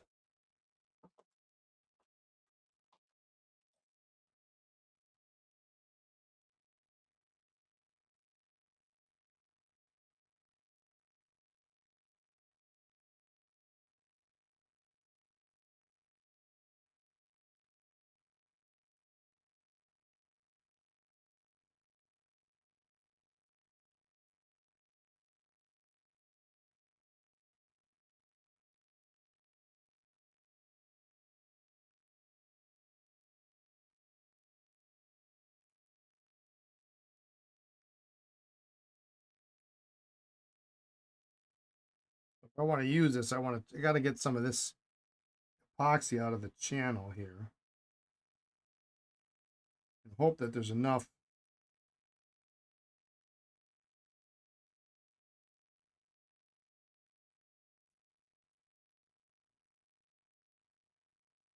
on the rest of it to hold it together.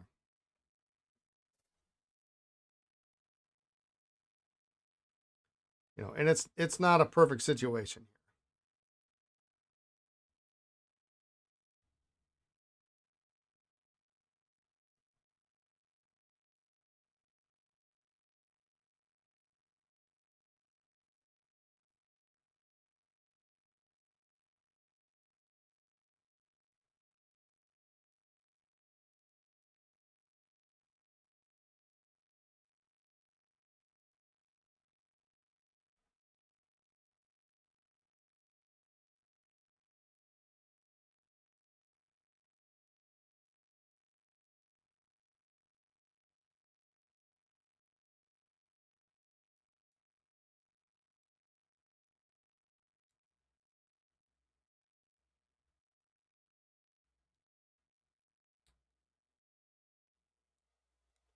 But given the complete lack of actual parts,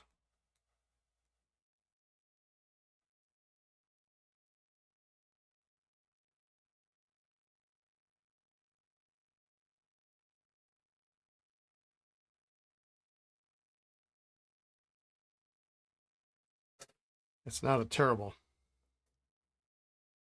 solution.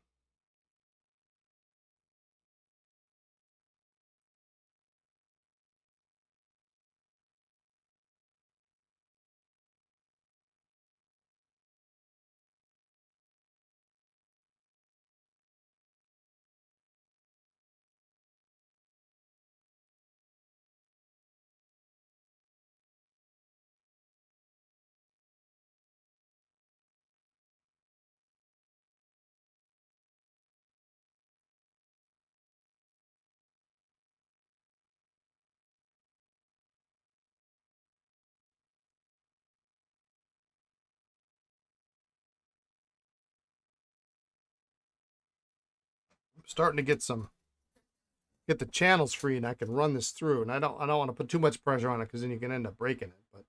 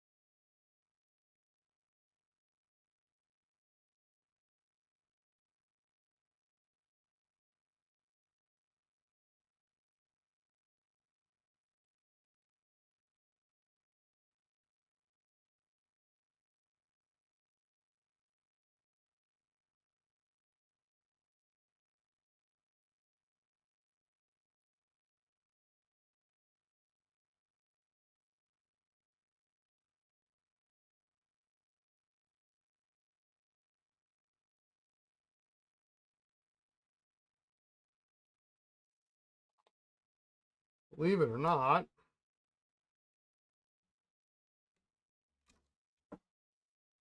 think we got it.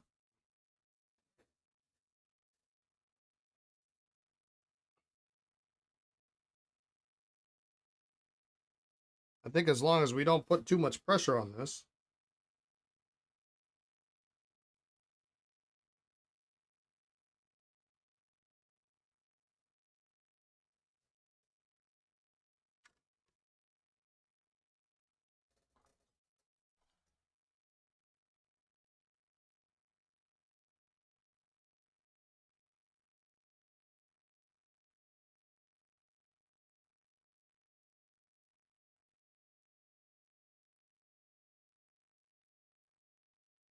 we'll be in good shape.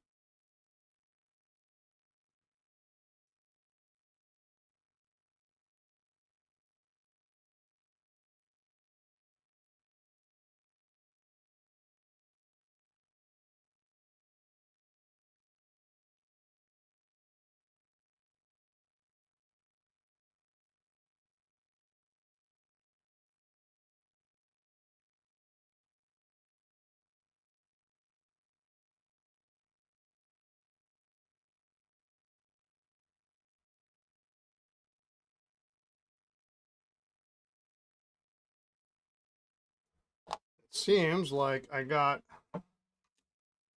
thankfully,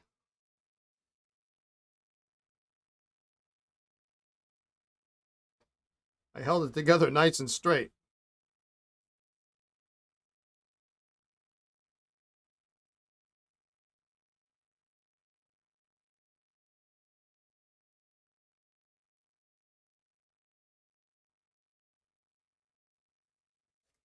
So now if we look at it,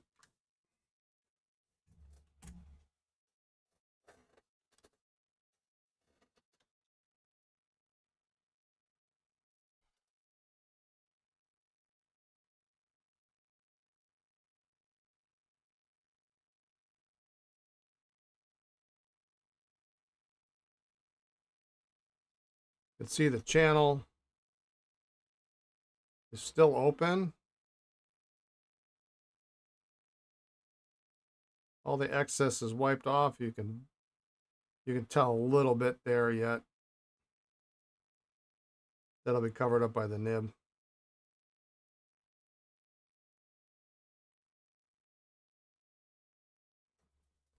That worked out really well.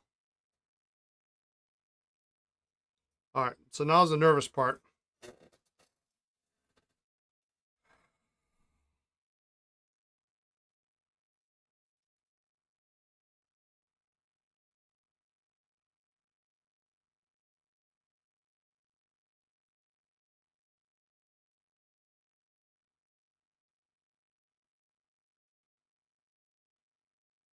Let's see if we can get it in.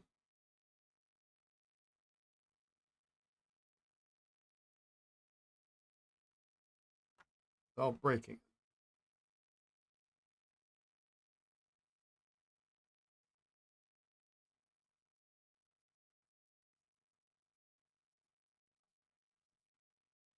So we'll clean out this first so we got as smooth a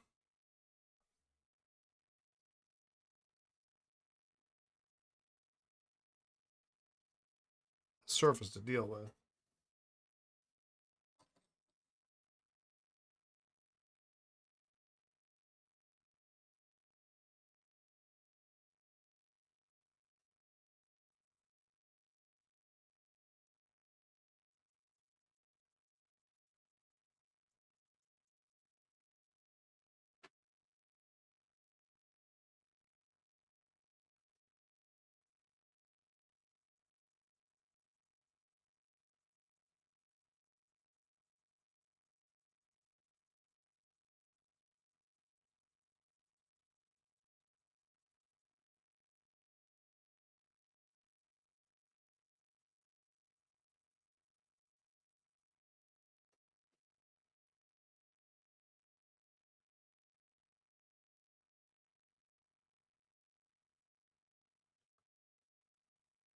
All right.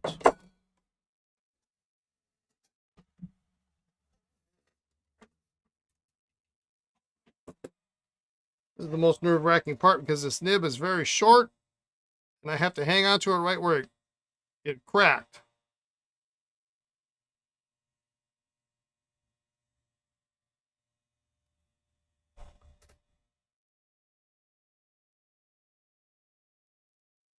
Because it broke right there and I have to hang on to it kind of right in that same spot.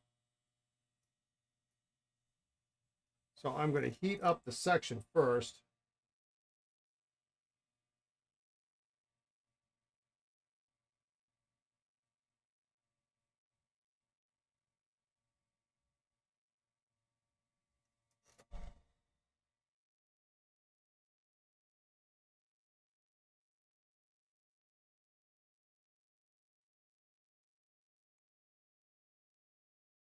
Yeah, baby.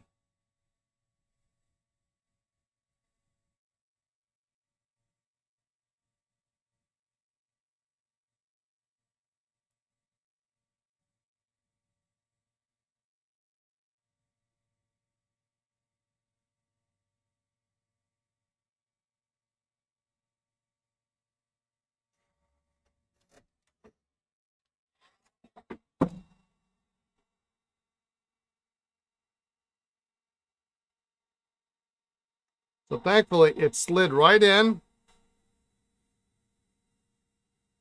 You can't see the 002 underneath, but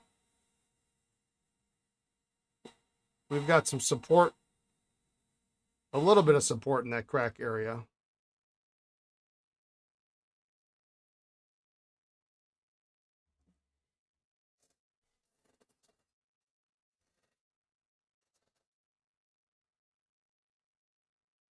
Yeah, I think it's a victory. It's, it's, I'm not really going to use the pen. I'll put a sack in it just so that we say we've got a sack in it, but it's not really going to get used.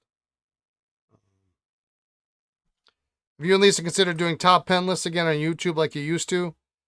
We have, yeah. We have a serious time constraint though, as far as choosing whether or not we have time for videos or we have time to shoot product. Um, and I suspect there may come a time when everything balances out a little bit. The the backlog of vintage pens that need to be sold that can generate revenue to buy all the new stuff that I have to rebuy, right? Um, gold nib pens are expensive, but sell a dozen vintage pens, and then there's my order, right? Um, when that stuff kind of evens out a little bit, then there's time for some video work. And my daughter, we just actually bumped her hours up. She was not actually full time. She's actually sort of full time now. And so under the understanding that the extra bump in hours per week is allotted to one of two things. It's either shooting pens that we own, or if it's a light week or we don't have enough for her to do, then uh, she does videos. So she was editing some videos just the last few days, and so she's got a couple new videos that we're going to be putting up. They're not top 5 videos. We did a lot of videos on filling systems. So before we launched, we had some filling systems that I'm I don't come across very often, and we had them all at once. I said, let's just sit down, and we spent 8 hours and we shot videos on how to fill. One of them that's coming out is how to fill a Parker VP. Most people don't know how to fill that pen. It seems obvious, but it's not actually. Um, what about a top 3 pens of the week during your normal program, like a segment in the live? Like, what do you mean by top 3? Like, what kind of top 3? Top 3 of what? Vintage? We do it. It'd be, yeah, we could cut it out and it would be a snippet or whatever you call it. I think this is too big for a 16. One of my favorite is. Oh, okay. 16 is going to be too big.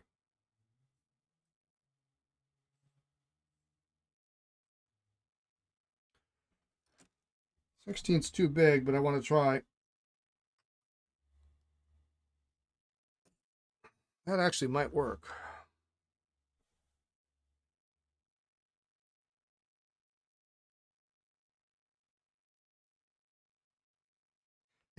After all this, I didn't even clean off the section nipple on this pen.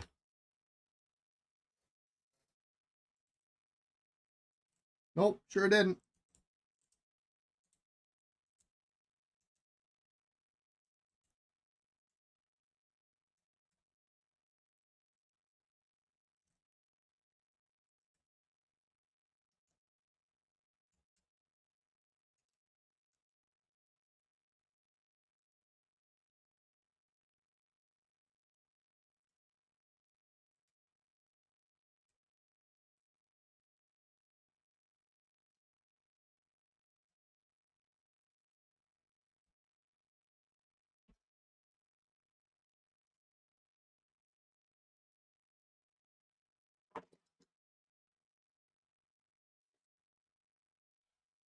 Yeah, segmenter spot. Yeah, yeah, that's a great idea. Thank you. Um,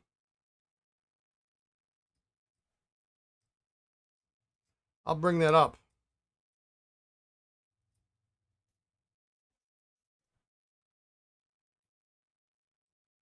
My top 3 favorite crescent fillers.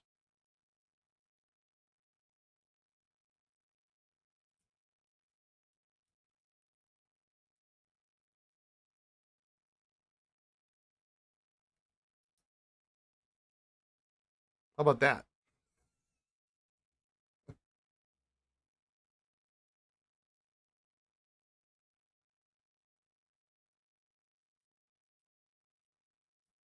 Here's a good trivia question for you.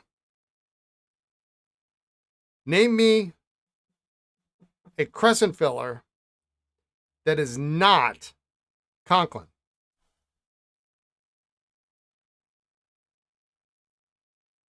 If Hans is still with us, he'll get it. He'll get one. I can think of one off the top of my head.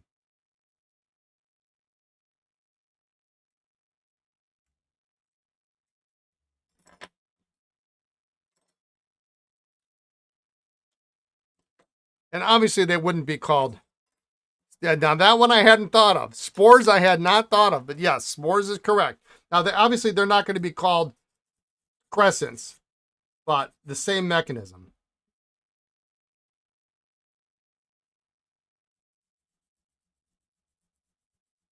There's another big one, contemporary of Conklin.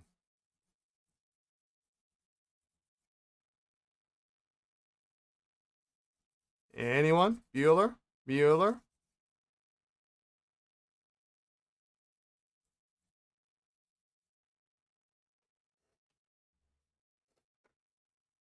I remember seeing one in a. I wonder if I can go with a 15. That just seems a little too tight. Although the way the barrel is this tapers in and opens up. I mean, it's really tight right at the opening.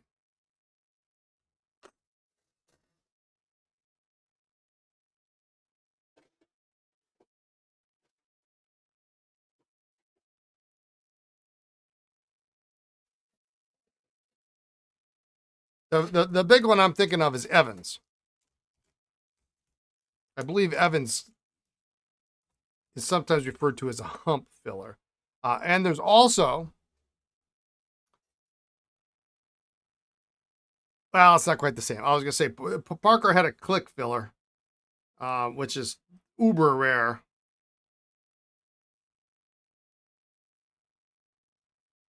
That one probably doesn't count. Can't believe we got that to go. I think I'm going to go with the 15 on this. You can see there's a little bit extra room in there. There's going to be a little bit extra room in the middle. It's going to be a little bit nicer, tighter fit on the section nipple.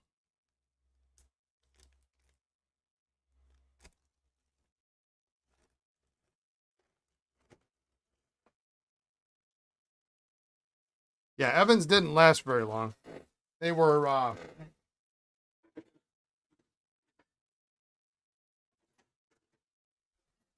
hard rubber and had a more of a simple crescent.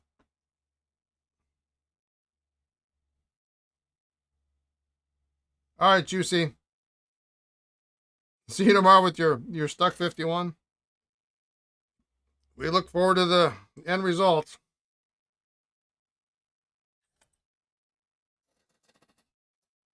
Yeah, I forgot about spores.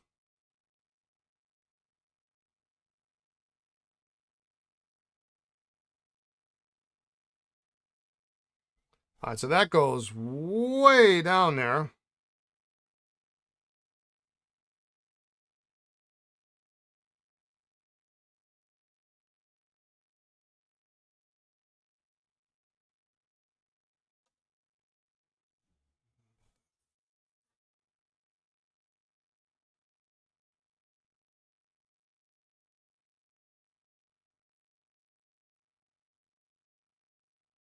I actually don't think I need to cut it at all.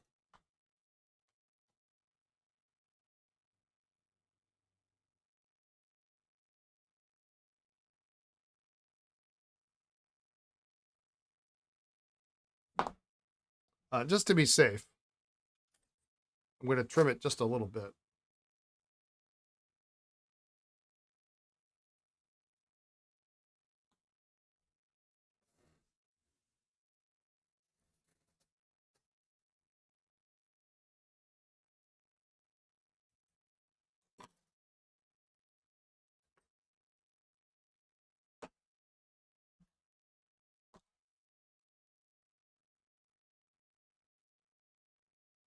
You're learning. That's why you love the penless videos, so you get to learn. Yeah, I'll bring that up and we'll see what we can come up with.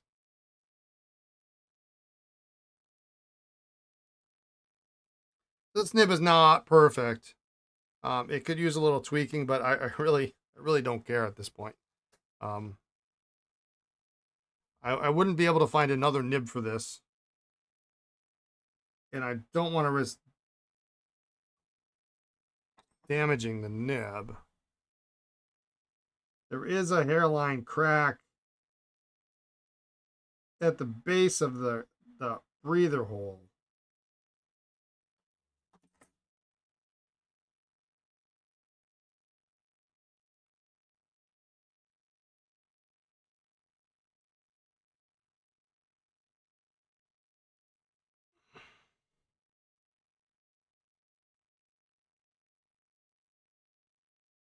Sad thing is most big YouTubers in the fountain pen world don't cover vintage outside of some very specific channels. Yeah.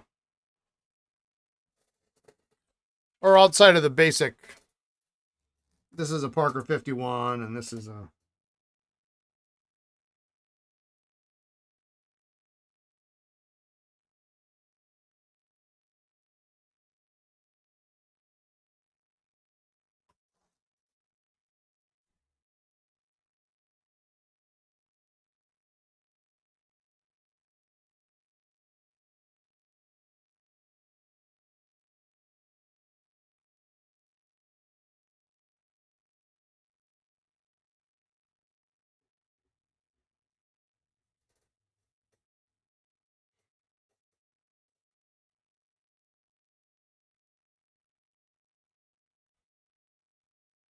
Probably not too many videos with the Aikin Matchstick Filler.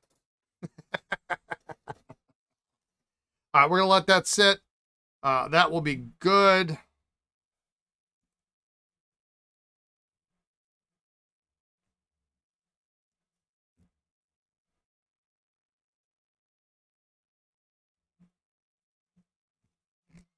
I'm going to start cleaning my threads here.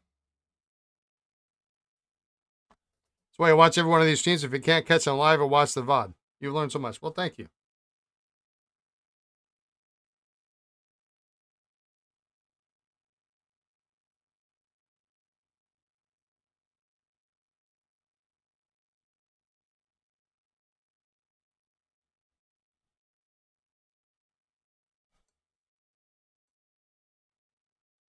Just for fun, let's see what 110-year-old ink we can pull out of this cap.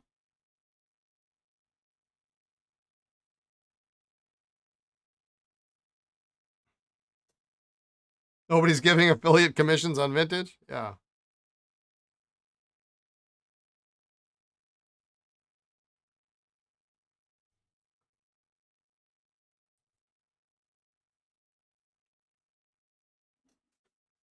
I could go somewhere, but I don't think I probably shouldn't.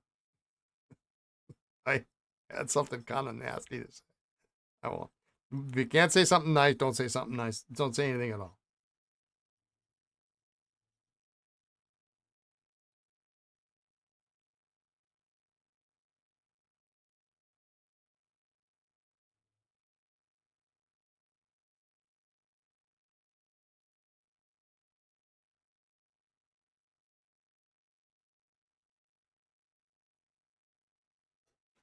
I don't have to like everything.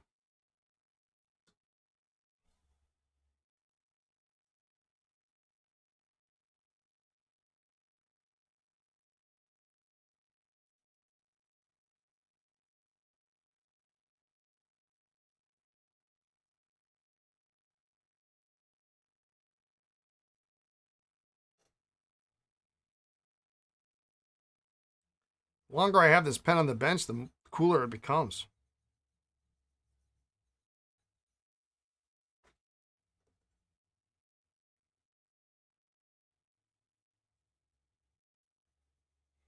Hey, plain water. I'm looking rakish.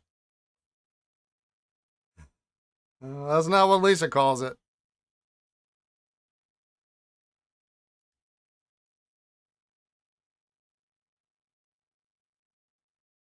Said it was more of a Tom Selleck look.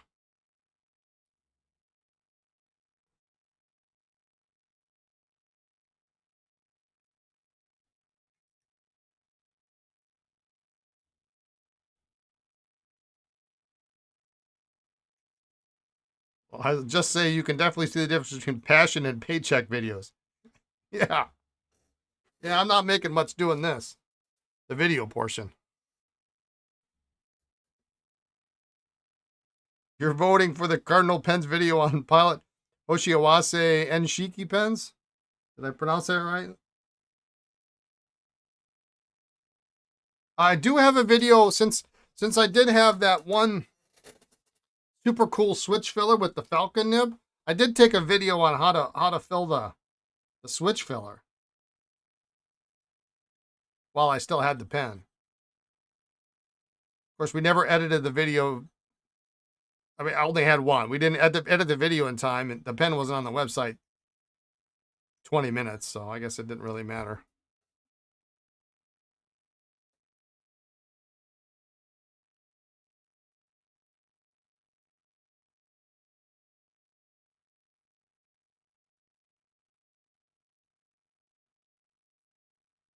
I think I did a crescent too, actually, now that I think about it, because we might have had a... Did I have a crescent back in August?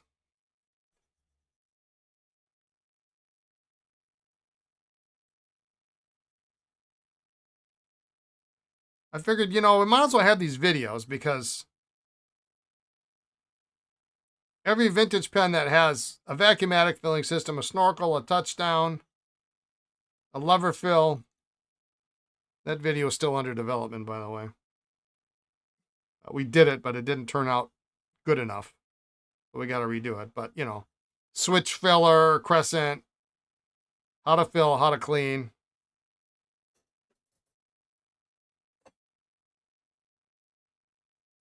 I also have one for every filling system.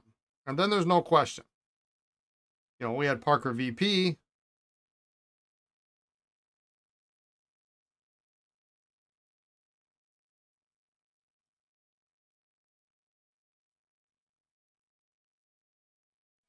There's probably a lot more in there, but that's as far as I'm going with that guy.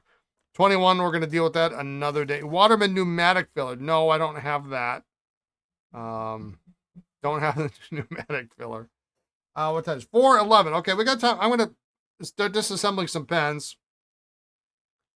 So we'll get around to testing these tomorrow. Actually, you know what I should do? Here's the next batch. But before we do that, I've got this base. I just want to get it kind of polished up here real quick so that it's ready to go when the pen is ready.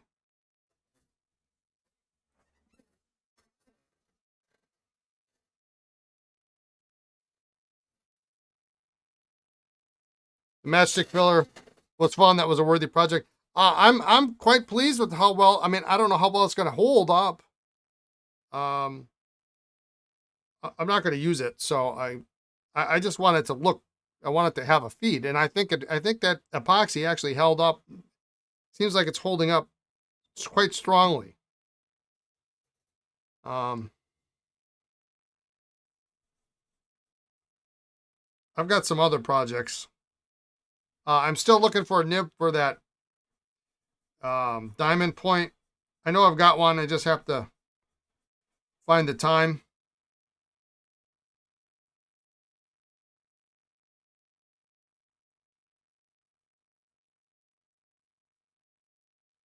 I might have some time tomorrow to look. I would like that pen to be correct. And since I stole the nib in it for the Conklin, I'm going to have to find a... I always hated that. You get a really cool, super cool vintage pen, and it's got the wrong nib. It's got a Conklin nib, and it's not a Conklin. And yeah, this is a real pretty lineup.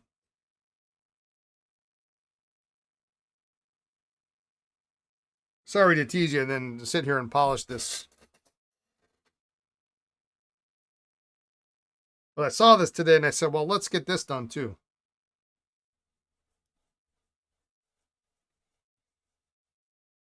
Because the more of these I get rid of, the happier Lisa is. The happier Lisa is, the happier we all are.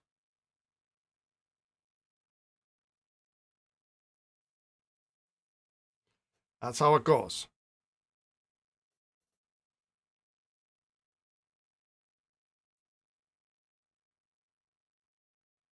I found some 51 doubles today.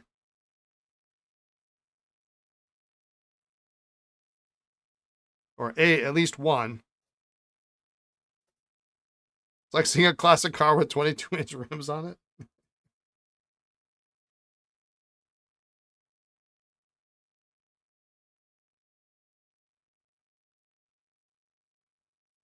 Or a Corvette with Lambo doors. You see that nonsense? I mean, it's your car. You do what you want with it.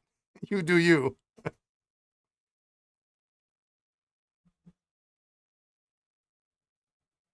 But a big wing and Lambo doors on a C5 Corvette is just something not right about that.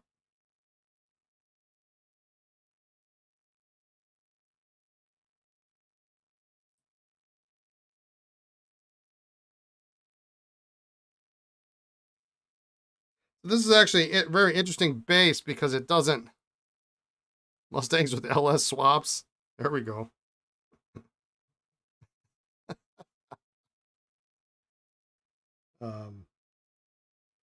There's no engraving around the ring.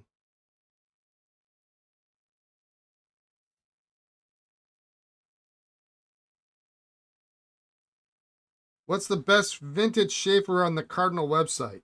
That's a really good question.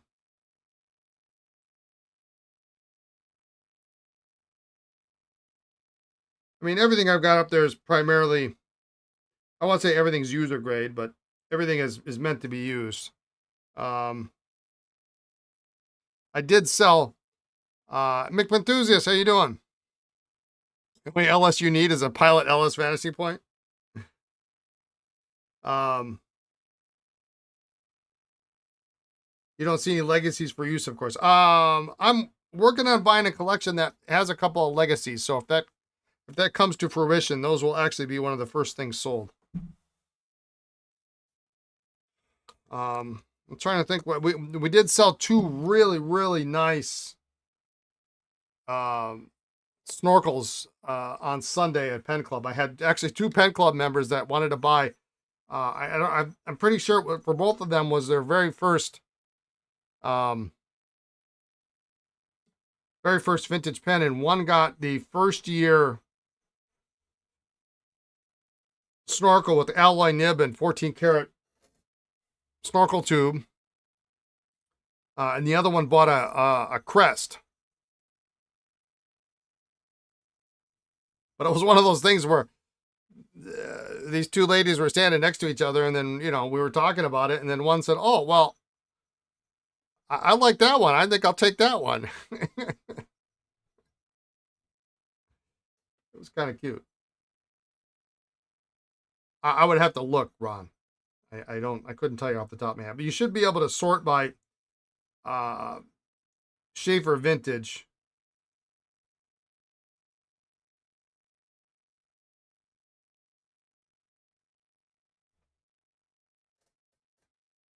First vintage pen you bought was a snorkel? What is that? Before it came with the cracked barrel and the section.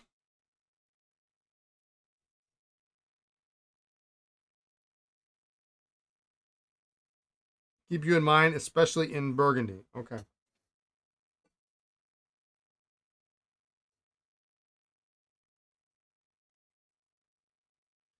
All right. Yeah, this is very unusual that it doesn't have Esterbrook on the trim ring. It's just a blank ring. The whole thing is blank. It's very uncommon. You can still see the chalk marks on the bottom. Esterbrook desk set. Number 116, made in USA. Still on your list of pens you want, but you got cold feet after that?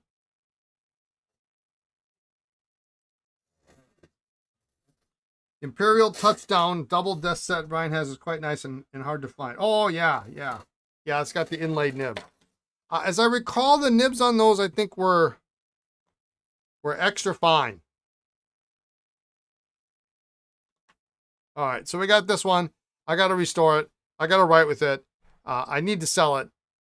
Lots of people want it. It's got this factory stub, so we're gonna work on that one. Let's see.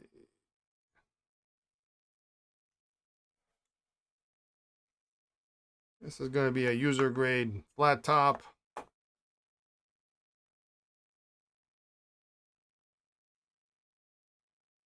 That's a pretty decent looking balance. A little marine green action here.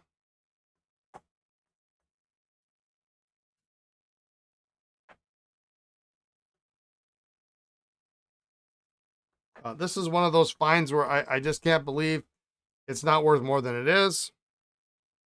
What is the nib imprint of the stub? Meant for Hans is what it says. I don't know what that means. Just kidding. Sheaffer lifetime, registered U.S. Patent Office, made in USA, and then it's got the number. So.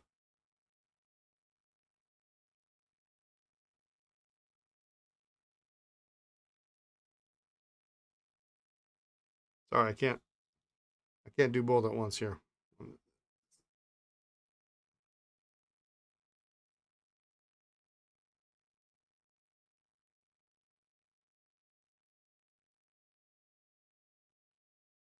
Nice stub, though. You were debating a desk pen for work, but you share the desk with a retired MMA fighter, so not sure? An retired MMA fighter?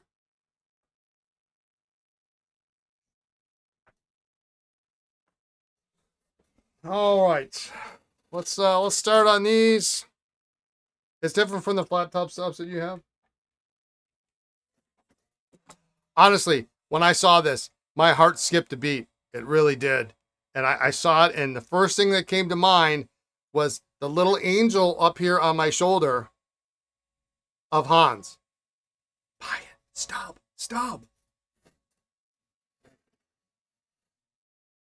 I should keep it, but you can't keep them all.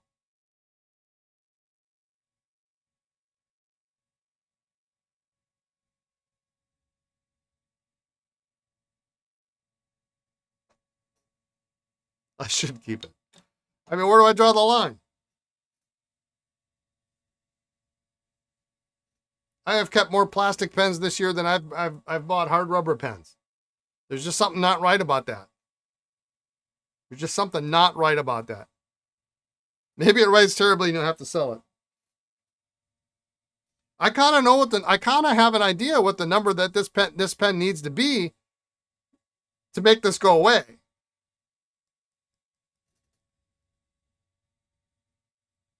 It's just one. No harm in keeping it.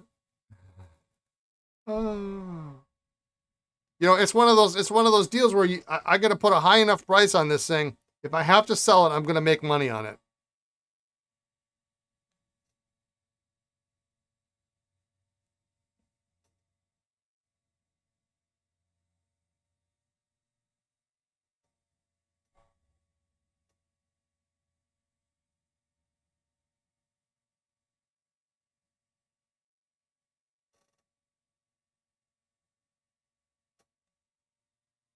Where's the best place to get Sheaffer vintage parts? I have 6 pens, which are only barrels caps with 1 of 2 having feeds. You're going to have to buy stuff off of eBay, I think.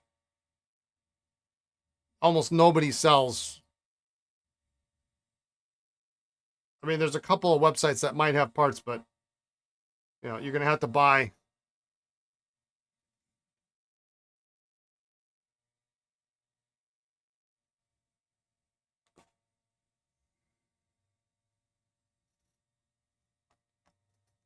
Actually, it's got a good, decent sack on it.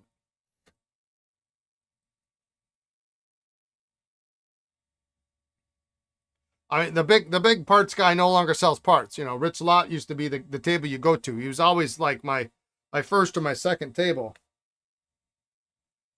that I'd hit up, and I have a list. And now you go to his table, and it's notebooks and pelicans and stuff like that. I mean, it's a different world now. With it's weird seeing Rich without parts.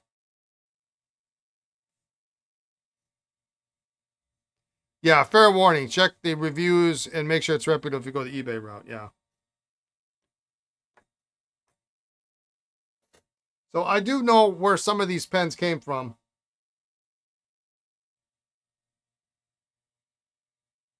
But they could have been restored 15, 20 years ago. So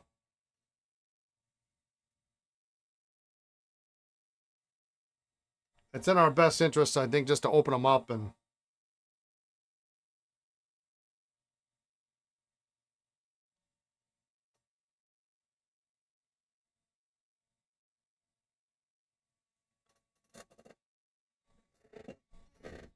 what you'll find, Gary, is unfortunately most of the repair guys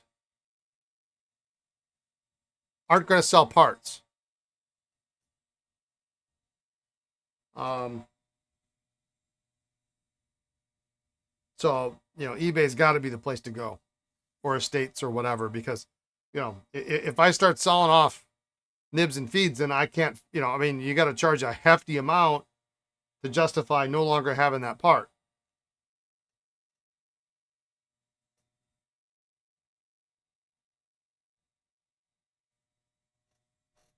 Now, repair people will trade with other repair people. That happens all the time, but that's kind of a back channel deal.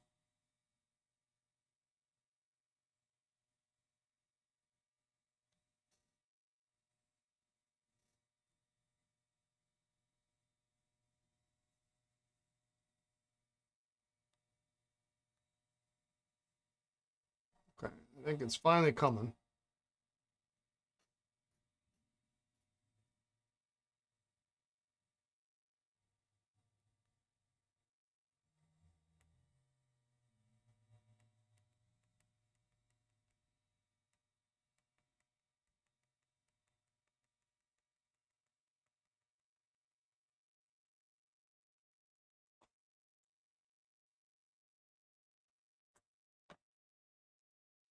The other thing that's important to mention, if you get a pen and you're told it's restored or it probably works, if the term is not restored in it probably works, and you can feel some suppleness to the sack by lifting the lever. Now, if any of y'all have watched long enough, I don't recommend you just assume it doesn't work. Um, but we could have a rip in this, and it would still be subtle, and you could still squeeze it. The other thing we don't know is what the condition of it is on the inside. This one, the sack broke off in the inside. I've seen more than once that somebody didn't bother to take out the rest of the sack, just left it in there and shoved something in there. You don't know if the sack is twisted. It's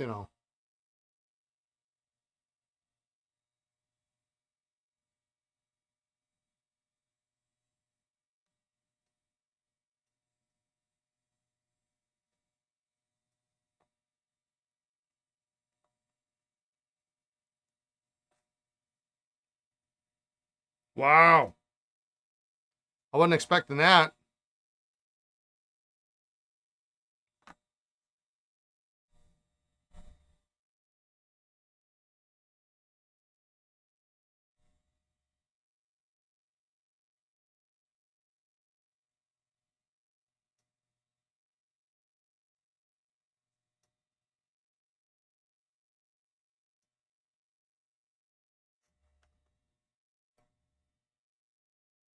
And as far as that goes, you think? Hey, that one that actually I might actually just keep that on there. No, it's a silicone sack, which is funny in a black pen, but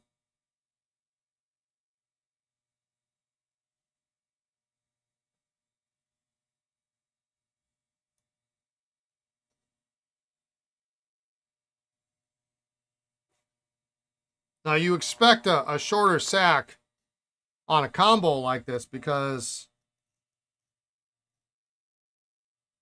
yeah, and see here this is the perfect example.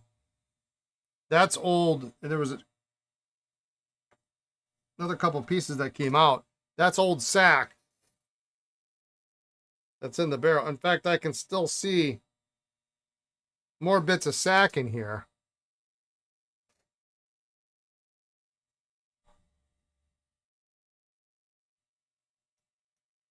Yeah, it's a combo. Um, that's about the length of the sack.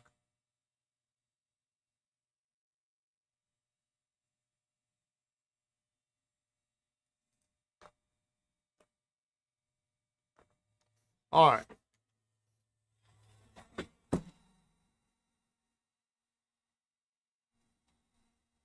You're on mobile, it's hard to see. That's okay. This one's actually not bad, but I don't know. Usually what I can tell is if I stretch it and it gets white like this, it's getting old. That's not too bad. Or if you see like this one's way too old.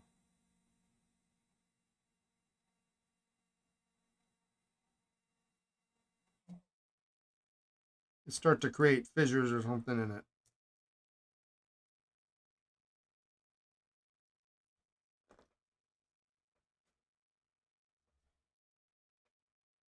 You see it turned white. So it's near failure.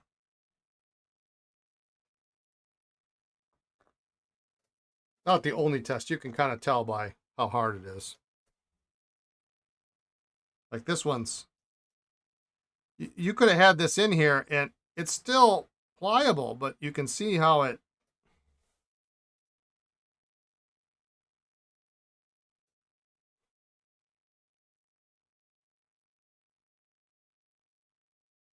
So if you did it just based on the lever test, oh, I feel the sack squish. This is not a question of if it's going to fail. Number one, it's not going to fill very well if it fills at all. And number two, it's when it's going to fail and is it going to be your favorite shirt?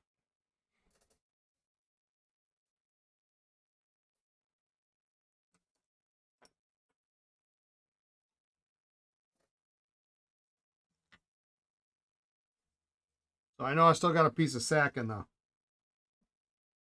barrel, but we'll get this off first.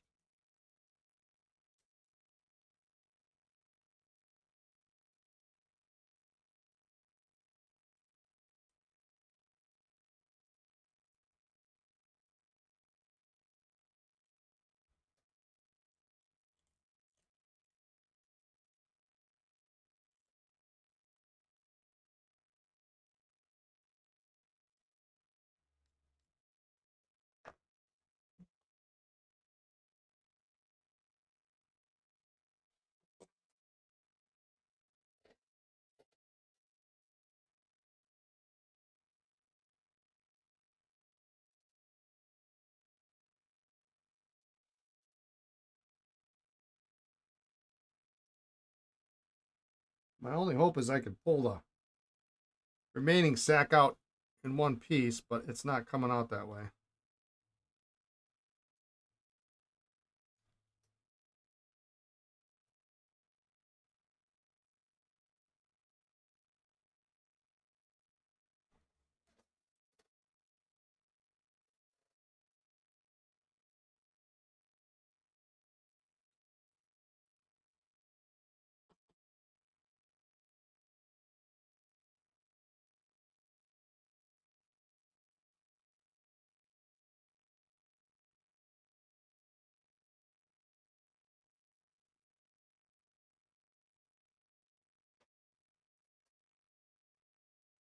So it's going to be a mess getting it all out.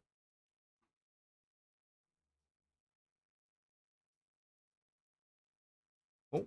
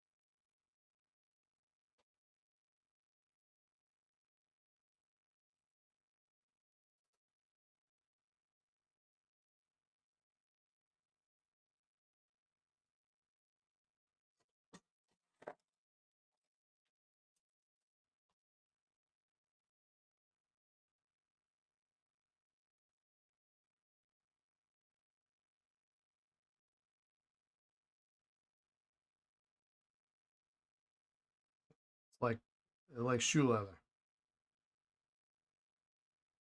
Just rips apart. All right, I think we got most of it now.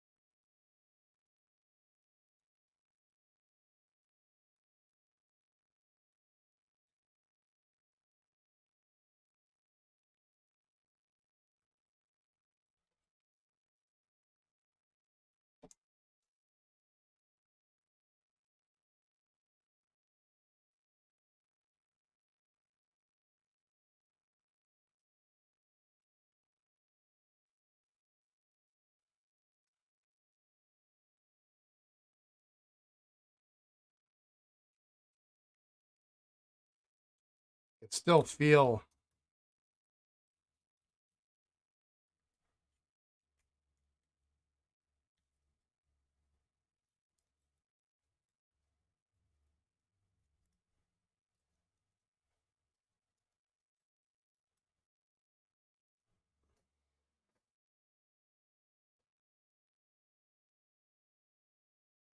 some sack in there.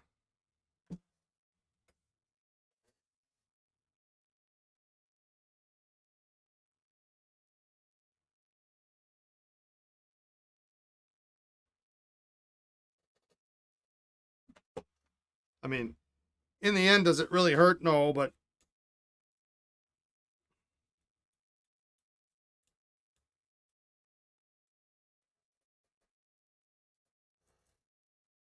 I have to try a triangular microfile one of these days.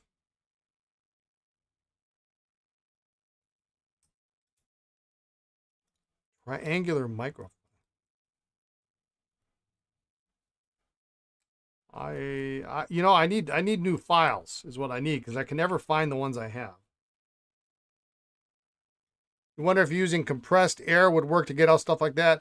No, this is a case of if it's loose enough to come out with compressed air, it will come out. This is stuck to the wall of the barrel, so it's not going to come out with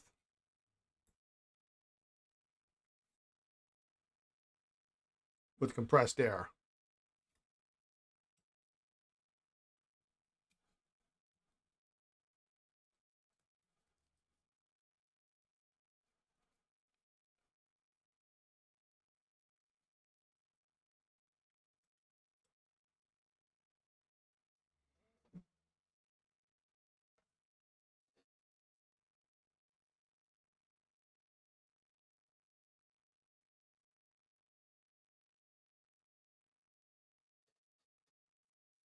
There's one little spot.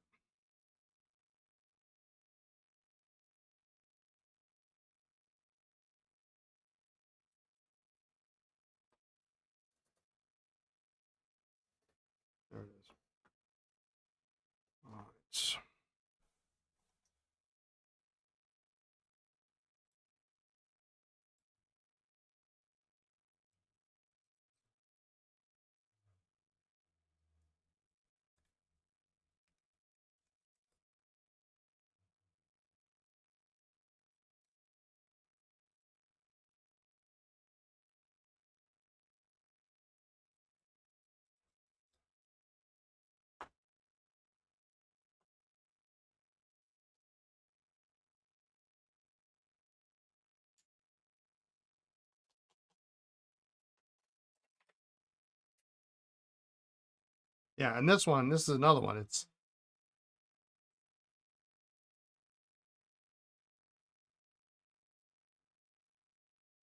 It's pliable, but it's hard. Really hard. Holy moly. That needs to go.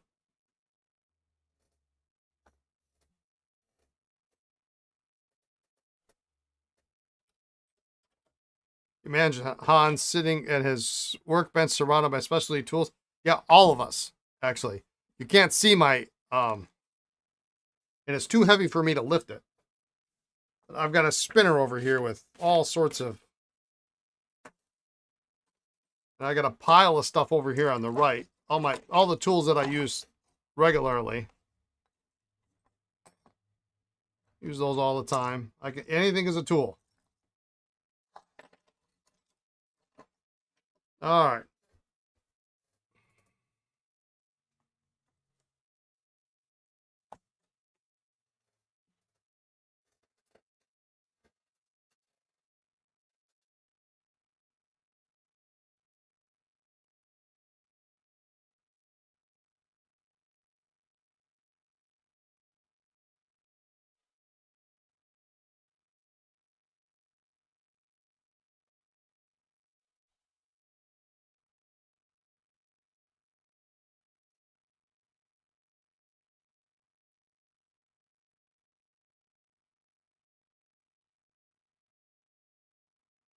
I need more ink in this pen.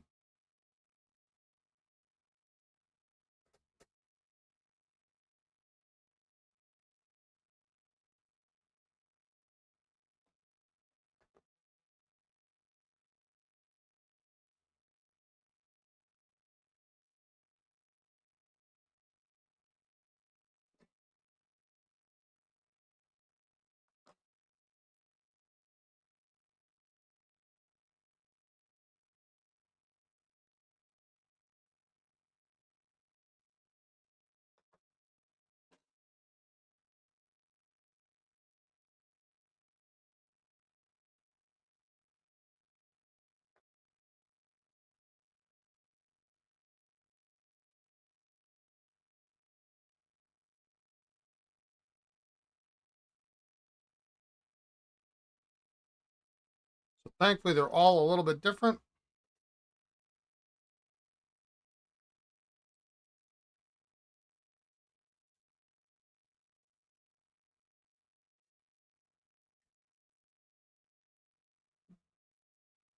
So that means I can take them all.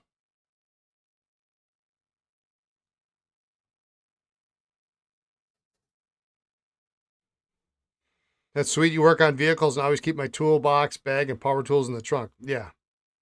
Hans, you haven't tried lifting your pen toolboxes in years? It probably would hurt myself if you tried. Yeah, it was rough moving them from the house. Oh my heavens.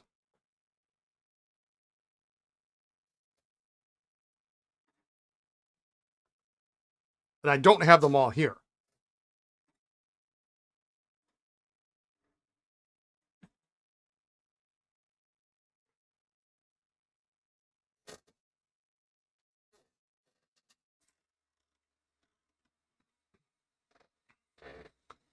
I have some of the other. Nothing worse than having a job and not being able to find the one tool you need to do it right. Yeah. And with pen repair and what a lot of people don't seem to understand is, you can do lever fillers with just a few basic tools. But you start doing other repairs, and you know, you find having other tools around is nice. I just got these. Hans recommended these to me because I didn't like my. I have these which are nice and long, but they're not comfortable, and I got these and I love them. I really like them so much better. I probably could just plastic dip these if I want, but you know, these work are great, and it's a little bit shorter. You know, so you end up buying specialty tools that are for one purpose. You know, you start doing snorkels, you need this tool. You know, I don't remember what this thing costs. Is it $65, $80? You got to have it, you know. It's just like with cars. You got to have specialty tools. You know, a nib setting pliers, essential. You know, if you're going to start knocking out nibs, you need a knockout block. You need punches. You need a jeweler's hammer. You need a nib setting pliers. And sometimes you need different styles. Like vacuumatic wrenches, I have at least 3 or 4 different, four or five different types of vacuumatic wrenches in different kinds, different ones made by different people. You know, some work in some situations, some don't work. So you got to use a different one, you know. You can't imagine running into that problem and not being able to run to the shop to buy what you need. Fountain pen tools, and I'm sure you've been waiting a long time to get a tool. Yeah, and you know, sometimes you got to make a tool. You got to make something, you know.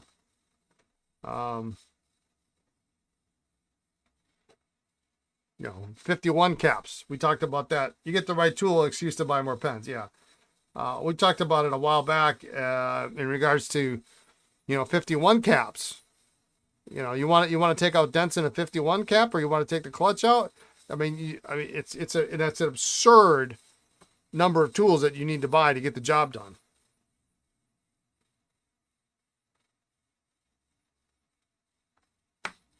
You know, you got to get something to get the jewel off. That's the first thing, right? But then, you know, you need the tool to sit in the inner cap, and then you need the inner cap, the clutch removal tool, and then you need a special, essentially a special the bushing removal tool.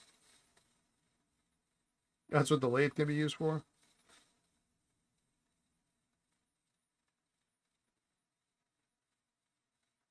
Oh, you sent me a picture. I'll take a look at it in a bit.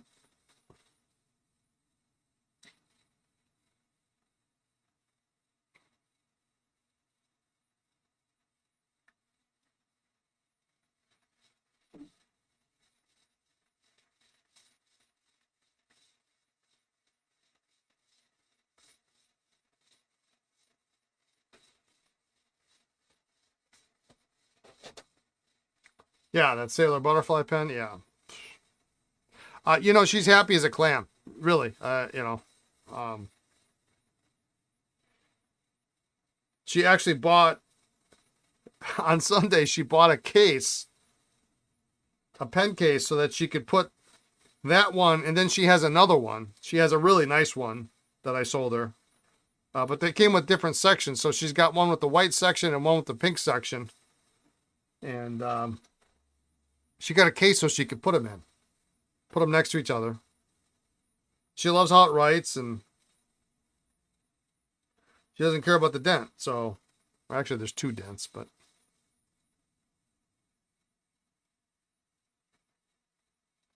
thankfully, Lisa and I have always had an understanding about tools. You know, and if you work with tools in any capacity,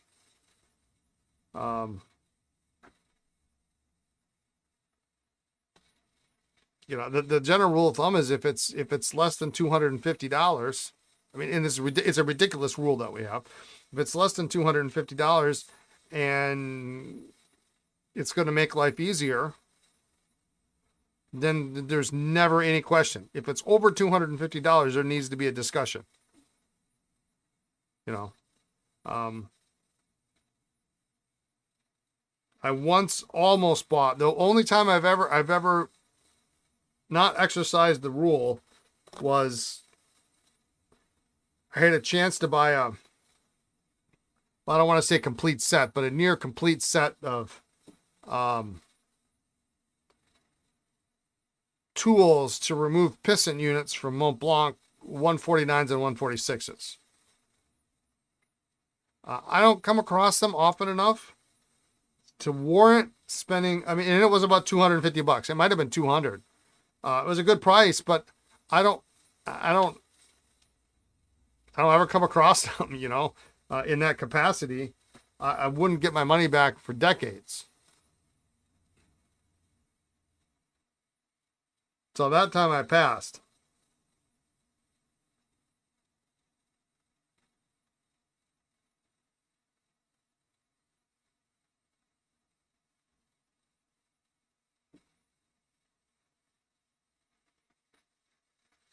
But it sure is nice to not struggle if you got the right tool. And a well-made tool at that.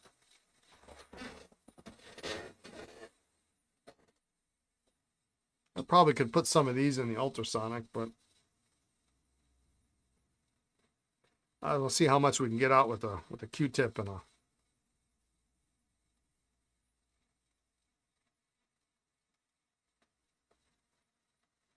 little water.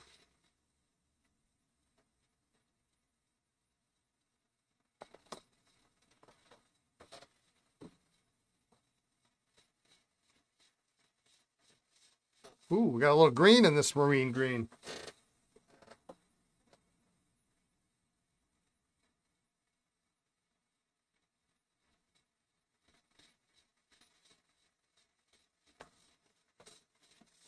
And actually it was funny because I was chatting with Ron Zorn in Ohio, who actually sent me a pen today, and I haven't even bothered to open it up. So probably should do that.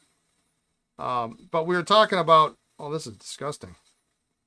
We're talking about some tools, and he has some tools that he uses, and I was taking note. And he said, wow, it's pretty expensive though, I'm thinking, what is expensive? Seriously, what is expensive for this tool that you're telling me about? And he's like, well, it's like $20. That is not expensive at all. Which reminds me, I still have to order it.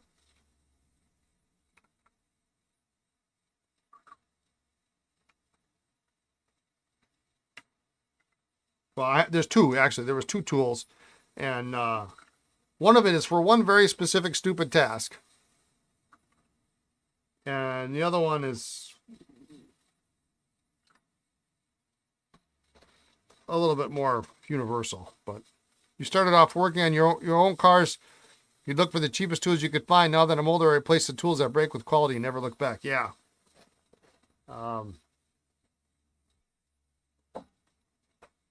I was into cars when I was a kid, and younger, and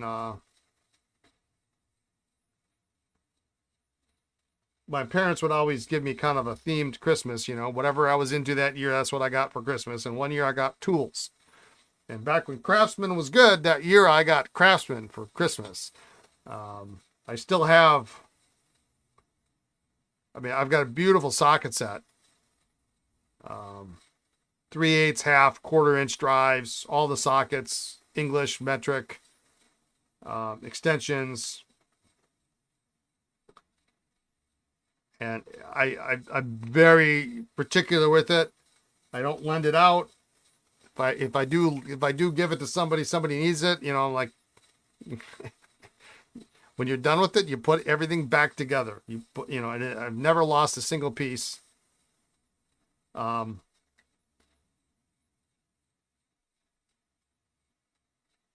But my dad had, someday I'll get it. My mom uses his tools, obviously. My dad's no longer with us, but my dad bought a Craftsman toolbox. If you can believe this. And my dad was famous in the family for, and it used to drive my mother nuts. he would date everything. So when he got something, he would put a date on it. So he knew when he bought it. Sometimes he would engrave it, scratch it in with a knife or something. So you knew when he bought something. And he bought, I don't remember the exact date, but I do remember the year. He bought this toolbox, and it's in great shape. Yeah, wow. In 1955. And he's got the date he bought it.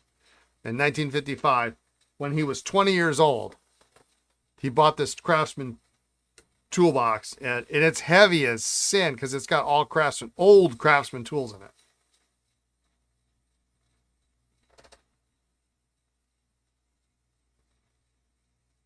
Yeah, I mean, I don't mind lending them if someone needs it and we got a job, you know, as long as I have visual. Yeah. I mean, my mom's going to stick around for a while. I mean, she needs to, but it's very clearly written in the will that I get the tools. And I think it might even be mentioned specifically, the Craftsman tool chest.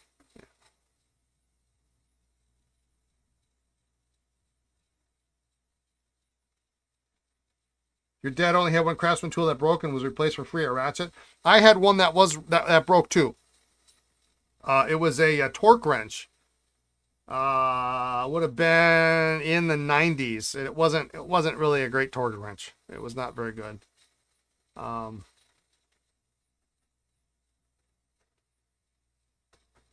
think that was probably the start of their demise. Look at this color that's in this thing. And I actually, they said, well, we'll give you your money back. And so I got my money back for the torque wrench, and I bought something that was even worse, which was a battery driven Craftsman. There's a lot of green ink in there. I'm going to have to rethink that. Battery driven Craftsman drill, which was just awful. I hate those things because the batteries die and whatnot, but yeah. 1955.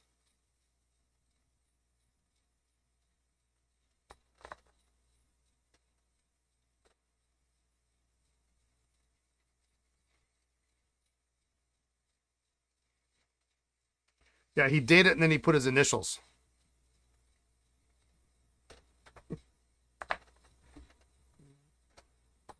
Upside down.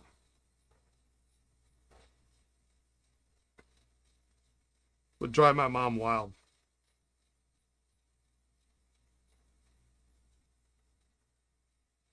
What's your toolkit now is Milwaukee? Yeah.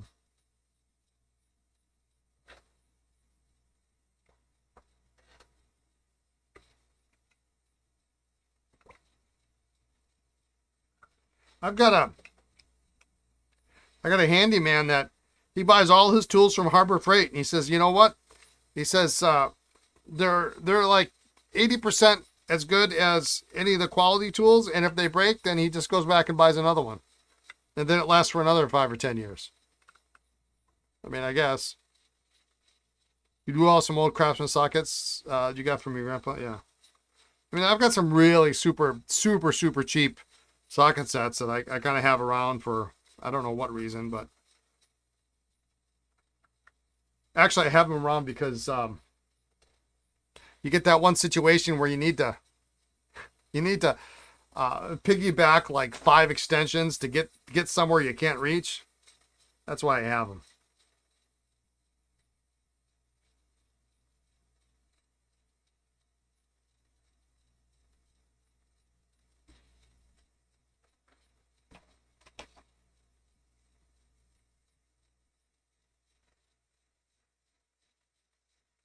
Your dad had a 50-foot measuring tape? Jeez.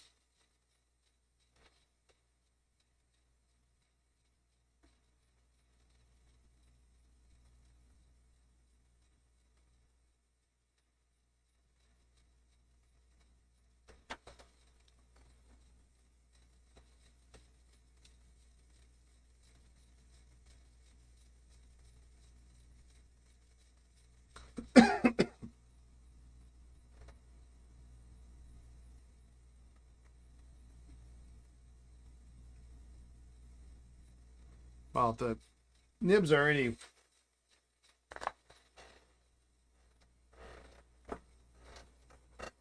similar to the caps here. I'm going to spin some of these caps out so I get a little extra water out of a couple of them that I dipped. Going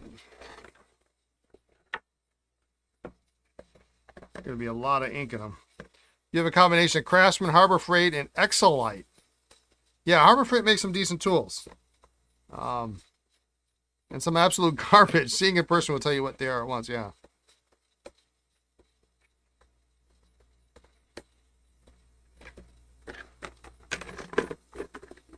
Yeah, I bought some, I bought quite a few things at Harbor Freight, you know. You know, if you don't need to spend $75 on a wrench and you can get it at Harbor Freight for 15 or something, you know, that's...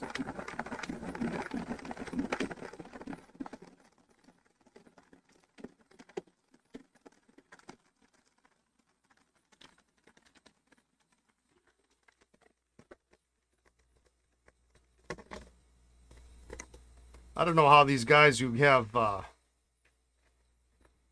these big snap-on chests, I mean, you know, I get it, you're making your living off of it, but holy moly.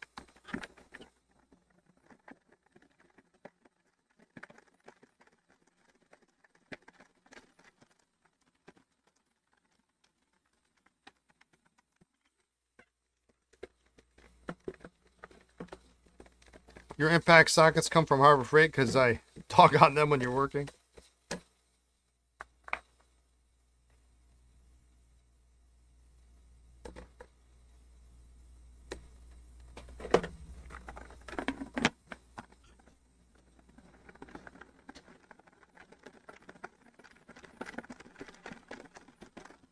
Lisa loves to go to Harbor Freight when we're there and look for, and she'll look for, she doesn't know what she's looking for. But she loves to look at things and say, would this be good for pen repair? Would this be good for pen repair? It's pretty fun.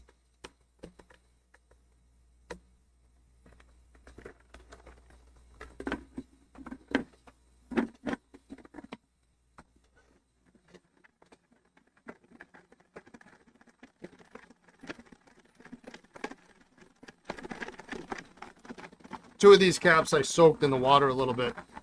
I didn't want to put them in the ultrasonic, but I just want to spin out a little water so I don't have to worry about it. But I might as well do them all.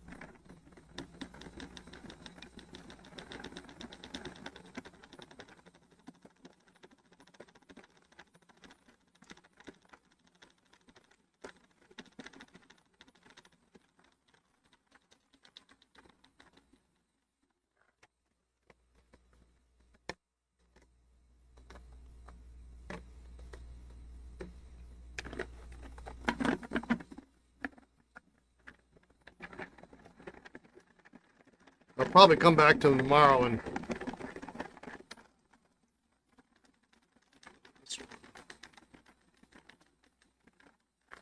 turn those upside down so I know what I'm looking at. For me, my system is upside down means there's something wrong or I need to look at it, or that's a reminder.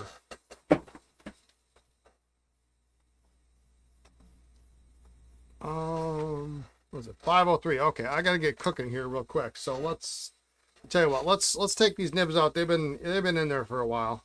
They should probably be pretty close.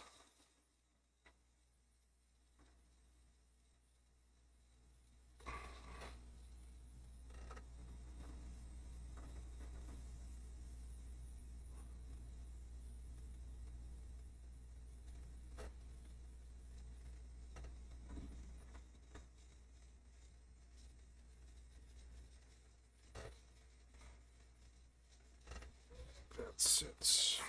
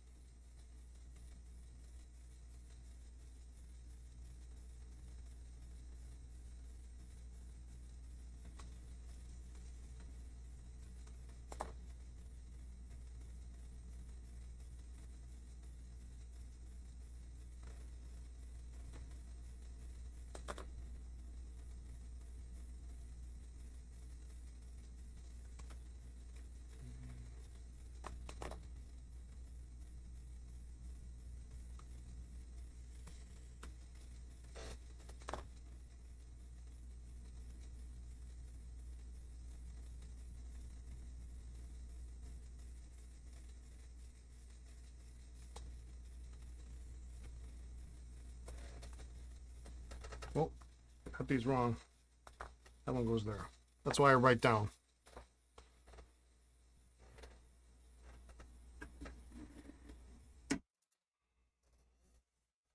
Well, that's a good start.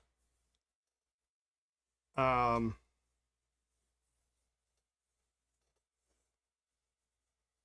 start for tomorrow. So we'll have these.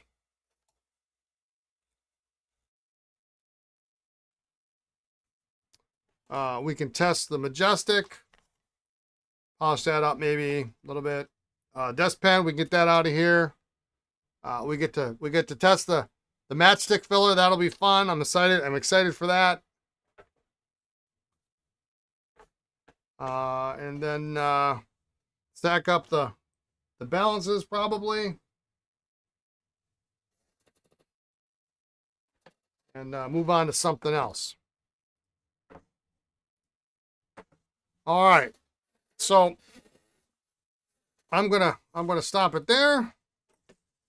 I got about an hour and a half yet here before I got to go home, but can work on this big batch of consignment pens that came in. Some pretty cool stuff. It's all modern, and these are all modern. Thanks, Hans. Have a great night. Yeah. Thanks, Jufro. Yep. Till next time. So I don't know, maybe a third of the way through. I guess, yeah, probably a third of the way through. And thanks, Aziza. Take care. And we'll get that done so we can get those up. See where my daughter's at as far as editing, but keep an eye out for desk sets and some new consignment stuff should be up on the website in the next couple days. So other than that, have a great evening, a great afternoon, a great morning, wherever you are in the world. Be kind and be well, and we will see you tomorrow. All right, take care.